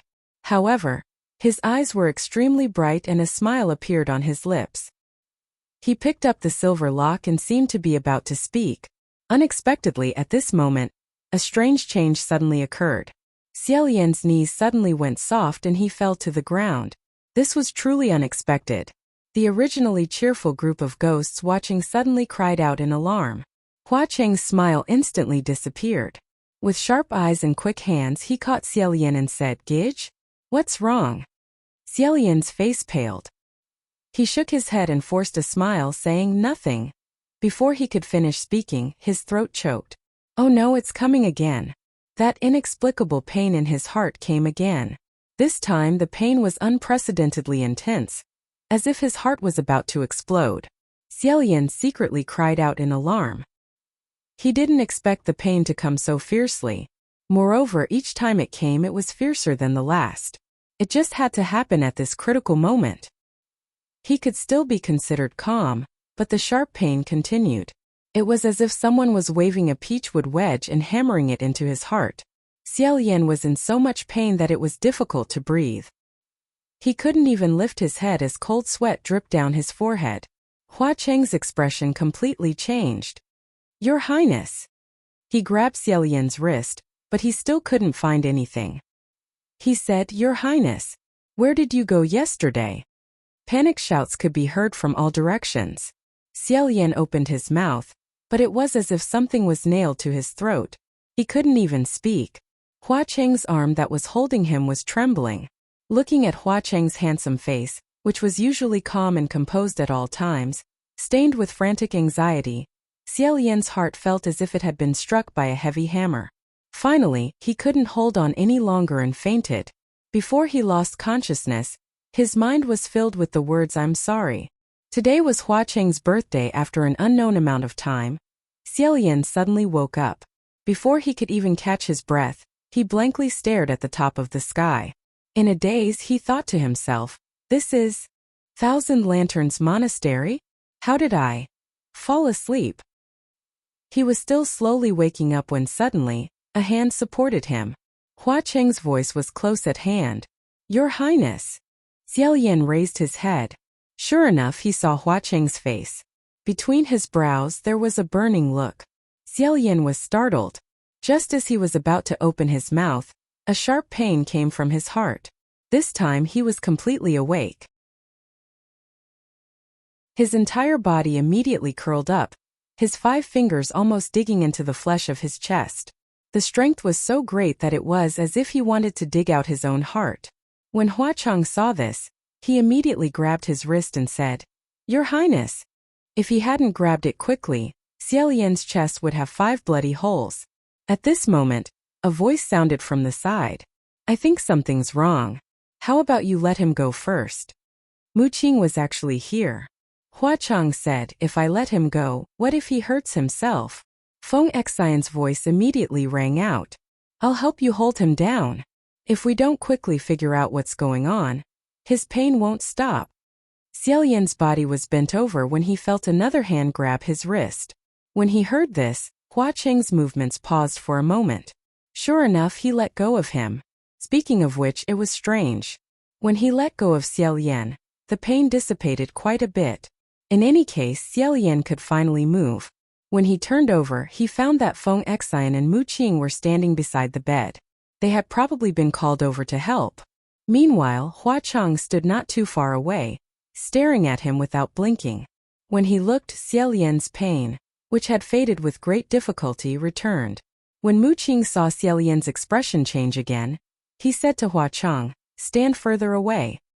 He seems to be in pain every time he gets close to you or sees you." When Huacheng heard this, his figure stiffened. His expression was extremely frightening and indescribable. However, he still immediately dodged and retreated outside the room. As soon as he disappeared from Xiaolian's line of sight, the sharp pain in Xiaolian's chest also abruptly stopped. Xiaolian was almost driven crazy by the pain. He gasped for breath and said with difficulty this. In the end, what's going on? Mu Qing and Feng Xian still firmly held him down, preventing him from moving around and looking at Huacheng. Mu Qing said, "That's up to you. What's going on with you? You must have provoked something." Xiaolian said, "I've checked. I don't have any evil spirits on me." Mu Qing asked, "Then did you go to any strange places these past few days?" Xiaolian said, "The only places I've been to these past few days are Bronze Cauldron Mountain and the Imperial Tutor's tomb." Mu Qing frowned and said, "What? Imperial Tutor's tomb? What Imperial Tutor's tomb?" Huacheng stood outside the room, but he already understood. He said, "Imperial Tutor Feng Xian's tomb?" Xiaolian said, "That's right. Sanlang, you should come in." Huacheng's heavy voice came from outside. "Gich can just stay here and recuperate. I'll go take a look." Xiaolian immediately said, "I'll go too." However, the moment he got up, he immediately lay back down in pain. After Huacheng said that sentence, he didn't make another sound. Presumably, he had already left. Xiaolian tried to get up again, but Mu Qing said, "I think you should stop moving around. You can't even walk."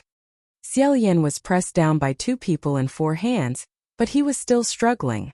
He said, "It's not like I haven't felt pain before. I'll get used to it after a while." He couldn't just not see Huacheng just because he felt pain. However, Mu Qing said, "You're willing to feel pain, but that Sanlang of yours isn't." Xiaolian stared blankly for a moment. He thought about the expression on Huacheng's face before he fainted from the pain, and then thought about the expression on Huacheng's face when he realized that he was in pain whenever he got close to Xiaolian. Xiaolian's breathing became sluggish, and his heart suddenly felt as if it was being torn apart. His face immediately turned deathly pale. Feng Xian and Mu Qing were both staring at him.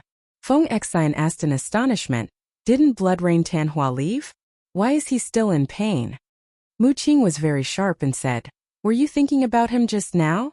Xiaolian clenched his teeth and endured for a good while before reluctantly saying, "What? Could it be? I can't even think about it." Mu Qing said, "Don't think about it." The more he thought about it, the more tormented he felt. "Let me pour you a glass of water." Xiaolian didn't even have the strength to shake his head and say that it was over.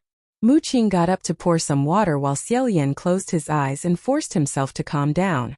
But the calmer he was, the more worried he became. He didn't know what kind of evil creature had found him, but neither of them could find any clues. He really couldn't feel at ease leaving Huacheng alone.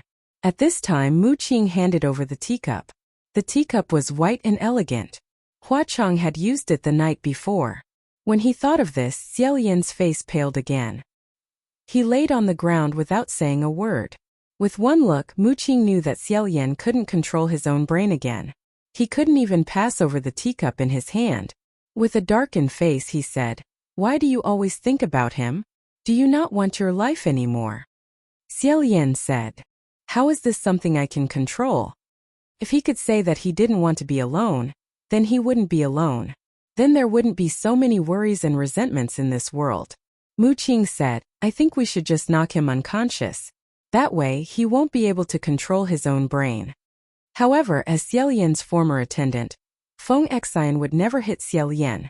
Of course, he also wouldn't allow others to hit Xiaolian in front of him. He immediately said, "No. I think you should talk to him more and divert his attention. That way, he won't keep thinking about Blood Rain Tanhua." Mu Qing said, "What can I say to him? No matter what I say, can't he think of Blood Rain Tanhua? It's better to just knock him unconscious." Feng Xian said, "In any case, we can't hit him.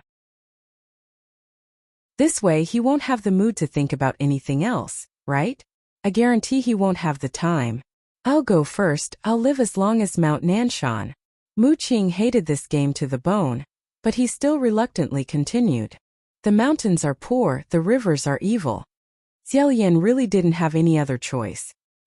He weakly continued. The evil purple seizes the vermilion.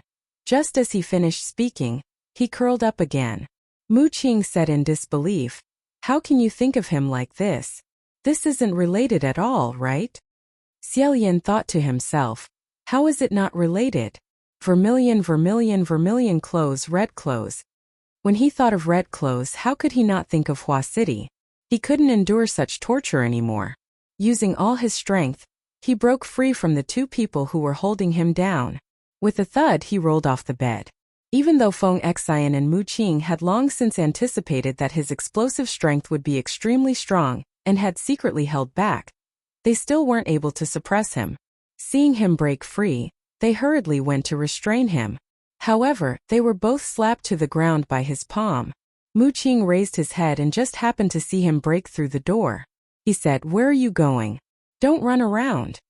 Xiaolian, on the other hand, was almost at his limit. He took out 2 exquisite dice from his sleeves and tossed them before stumbling into a door.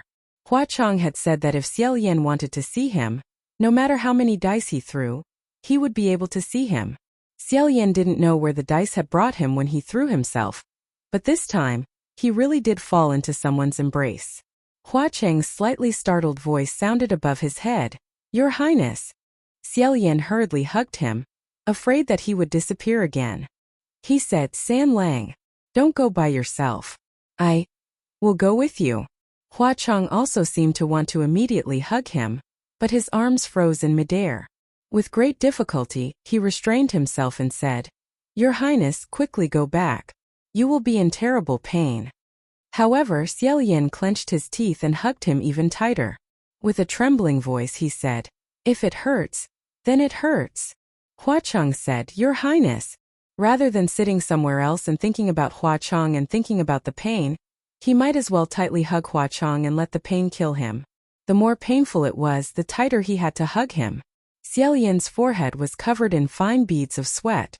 He said intermittently, "Wait for me for a moment, just a moment. I'll be fine soon. I'll get used to it. I'm very good at enduring pain. With you by my side, I can still endure the pain.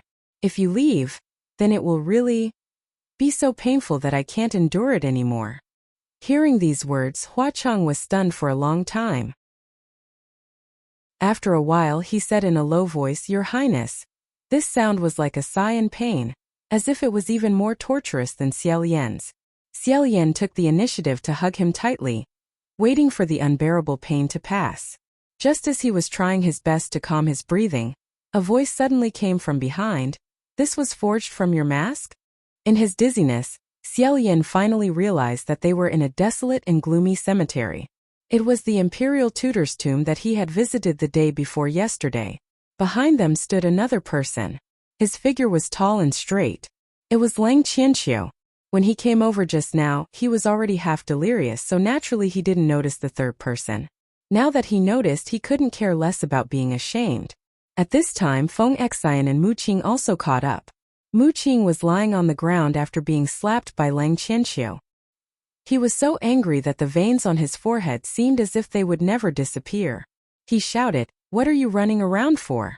Even 4 hands of 2 people can't hold you down. What kind of damned place is this? It's like a tomb." Feng Xian was also looking around and said, "This is the tomb, right? Furthermore, it's a tomb that has been dug up by someone. This is the imperial tutor Feng Xian's tomb?" When he saw Lang Qianqiu, he was stunned and said, "Why is His Highness Tai Hua here?" Lang Qianqiu's expression wasn't very good. He said, "I heard that there were strange movements in front of the imperial tutor's tomb, so I came to take a look." When he came to take a look, he just happened to bump into Hua Chong and Xiaolian. He didn't know what he was thinking, but he wasn't in the mood to greet or explain. He stared at Xiaolian and asked again, "Is that the longevity lock you forged from that silver mask? Did you come back the day before yesterday and take that mask away?" After hesitating for a while, Xiaolian nodded. In the past, when he was the imperial tutor of Yong'an country, he always wore a silver mask on his face. That mask itself was a rare silver material. It was forged from 1/2 kilogram of silver demon. Aside from being able to cover one's face, Its true miraculous effect was to reflect spells and protect one's life. After Imperial tutor Fong Xian died, that mask was buried with her and was placed into the coffin. When giving a gift, of course, it had to be something that one would also cherish. Xiaolian racked his brains and finally remembered that he had once obtained such a treasure. It was extremely useful and had helped him several times. He loved that mask so much that he couldn't bear to part with it. It was just that when he climbed out of the coffin, he didn't bring it with him. Thus, he rushed to Imperial tutor Fong Xian's tomb that very night and dug up his own grave. Then, he melted it into silver liquid and once again refined it into a longevity lock. Everyone had a strange expression on their faces. After all, no one had ever worshipped Imperial tutor Fong Xian's tomb. The grass had already grown a few feet tall, yet Xiaolian didn't even sweep it when he came back. Not only did he not sweep the tomb, he even dug up his own grave. No one would do such a thing. After a moment of awkward silence, Xiaolian saw Lang Qianxiu's strange expression and explained, "That mask wasn't taken from your clan. That was refined from a silver demon that I subdued in the past. If it was something that belonged to the Eternal Peace royalty, he definitely wouldn't have thought of using it as raw material to make a birthday gift for Hua Cheng." He also didn't know that Lang Qianxiu was still paying attention to the Imperial tutor's tomb. He thought that Lang Qianxiu didn't care about it after burying him. Otherwise, he would at least fill up the soil that was dug up and wouldn't have alerted Lang Qianxiu to come and check. Lang Qianxiu was stunned and immediately said angrily, "I'm not fussing over this with you." Hua Cheng looked at him with a slightly cold gaze. Lang Qianxiu's expression turned cold. Xiaolian looked at that silver lock and suddenly frowned as if he had thought of something. His gaze met with Lang Qianxiu's and realized that he also had the same gaze. Hua Cheng naturally wouldn't miss it and said, "Brother, do you have an idea? The problem lies in this longevity lock?" Xiaolian indeed had an idea and guessed what was going on. However, he didn't know what to say. Lang Qianxiu's complexion was green as he spoke on his behalf. He said, "It's him." Hua Cheng coldly said, "What do you mean?" Xiaolian hurriedly said, "Qianxiu." Lang Qianxiu glanced at him but continued to speak, saying, "After the gilded banquet, I was the one who brought him here." Xiaolian said, "Don't say any more." Lang Qianxiu glanced at him and closed his mouth. He probably didn't know what to say next. However, even if he didn't say it, others could still continue. After the gilded banquet, Crown Prince Lang Qianxiu captured Imperial tutor Fong Xian. For revenge, he nailed her to death in a wooden coffin and sealed the coffin in the wilderness, not allowing anyone to pay their respects or mourn. Of course, no one would pay their respects or mourn in the first place. At that time, after his heart was pierced by the peachwood nail, the blood that flowed out from Xiaolian's chest dyed the silver mask that was used as a funerary object. The demonic energy of the silver demon preserved the blood, causing it to leave Xiaolian's body. The day before, when Xiaolian returned to dig up his own grave and took out the mask to forge a longevity lock, the blood was awakened by him and took the opportunity to return to his body. No wonder when Hua Cheng and himself investigated, they couldn't find anything abnormal. It was because the thing that caused the mischief was originally something in his body, his own blood. Of course, they couldn't find anything abnormal. Hua Cheng slightly moved. Xiaolian couldn't see his expression, so he hurriedly held him down. San Lang. Lang Qianxiu killed him for revenge, and the old king of Yong'an had indeed died by his hands. Being nailed into the coffin by him was originally an eye for an eye. Xiaolian panted a few times. His heart once again felt a sharp pain, and he couldn't help but moan. As a result, Hua Cheng's eyebrows were dyed red as he said, "Your Highness." Lang Qianxiu hesitated for a moment. Seeing that Xiaolian's face was as white as paper, he said, Do you need my help?" Xiaolian knew what Lang Qianxiu would think based on his temperament, so he hurriedly said, "It's nothing, it's nothing. Qianxiu, I don't need your help. This has nothing to do with you, it's not your problem. It's my own carelessness. You don't have to worry about it." Mu Qing also felt that Lang Qianxiu, who was both the victim and the murderer, was really awkward in this situation. He said, "That's right, Your Highness Tai Hua, you don't need to worry about him. Go back." After a moment of silence, Lang Qianxiu said, "Okay, But even though he said okay, he still didn't leave. Everyone couldn't care about him anymore because Xiaoyan was in so much pain that he wanted to roll around. Yet he still tightly hugged Hua Cheng and refused to let go. Seeing him like this, Hua Cheng felt like he was in a world of ice and fire. The desperate ghost king Blood Rain Tanhua, who was feared throughout the 3 realms, couldn't do anything to him. Feng Xian said, "Let's solve this first." "Oh, Your Highness, what happened to you?" Xiaoyan was struggling fiercely just now, but after a clear caw sound he suddenly calmed down. His head was full of cold sweat as he laid in Hua Cheng's arms motionless. Hua Cheng hugged him back tightly and whispered, "Your Highness, it's okay. It doesn't hurt anymore." Only then did everyone notice that he was holding a broken shimmering silver powder in his hand, and the longevity lock that he originally cherished and wore on his chest had disappeared. As long as he destroyed that longevity lock, the blood in Xiaoyan's heart that had been tainted by the demonic energy would naturally calm down. Thus he grasped that longevity lock. With a light grip it shattered. Xiaoyan's breathing gradually calmed down. To his side he saw the silver dots flowing out from between Hua Cheng's fingers. Then he met Hua Cheng's gaze. He didn't know why, but he felt a slight pain in his heart. He muttered, "It doesn't hurt anymore." Finally dispelling the curse, Xiaoyan bid farewell to Feng Xian, Mu Qing, Lang Qianqiu and the others. Together with Hua Cheng, they slowly walked back in the direction of the ghost city. The 2 of them walked side by side. Xiaoyan's face was hot the entire way. This was all Feng Xian and Mu Qing's fault. Just now, before they parted ways, Feng Xian wiped his sweat.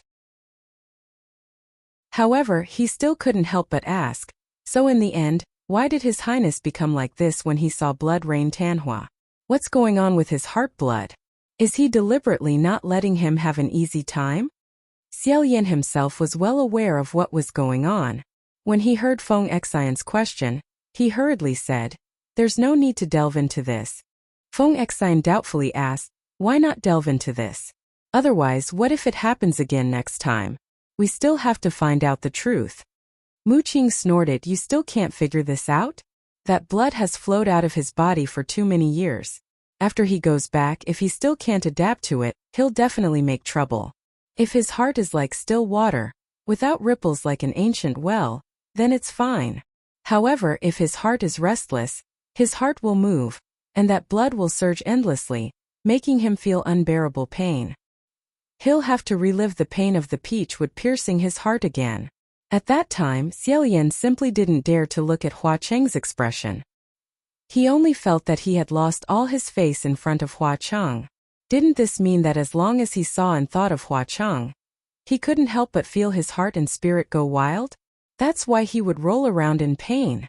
Thinking of this, Xiaoyan's heart started to beat wildly again. Fortunately, right now, no matter how fast his heart beat, it wouldn't hurt anymore. Suddenly, Hua Cheng, who had been silent for a long time, said, "Your Highness." Xiaoyan immediately responded, "What?" Hua Cheng asked, "How long did you stay in that tomb?" Xiaoyan was startled. "I can't remember clearly. In any case, it was a very, very long time, so long that he didn't even want to count. Pain, hunger, blood loss, hallucinations. At first he didn't move, but later he couldn't help but regret it. He frantically knocked on the coffin, wanting to break out of it. However, in the end, he still allowed himself to sink into endless darkness. It didn't feel like the pain of 100 swords piercing his heart, as if it would never be born again. But it was a dull pain that seemed to stretch on endlessly. He sighed. Hua Cheng immediately asked, "What's wrong, Your Highness? Does it still hurt?" Xiaoyan shook his head. After a long time, he said in a muffled voice, "Sanlang, I'm sorry." Hua Cheng asked curiously, "Why are you saying sorry to me?" After hesitating for a while, Xiaoyan said, "Today is clearly your birthday. I originally wanted to let you have a good time, but I've been tossing and turning for an entire day, thinking of a way to break the curse."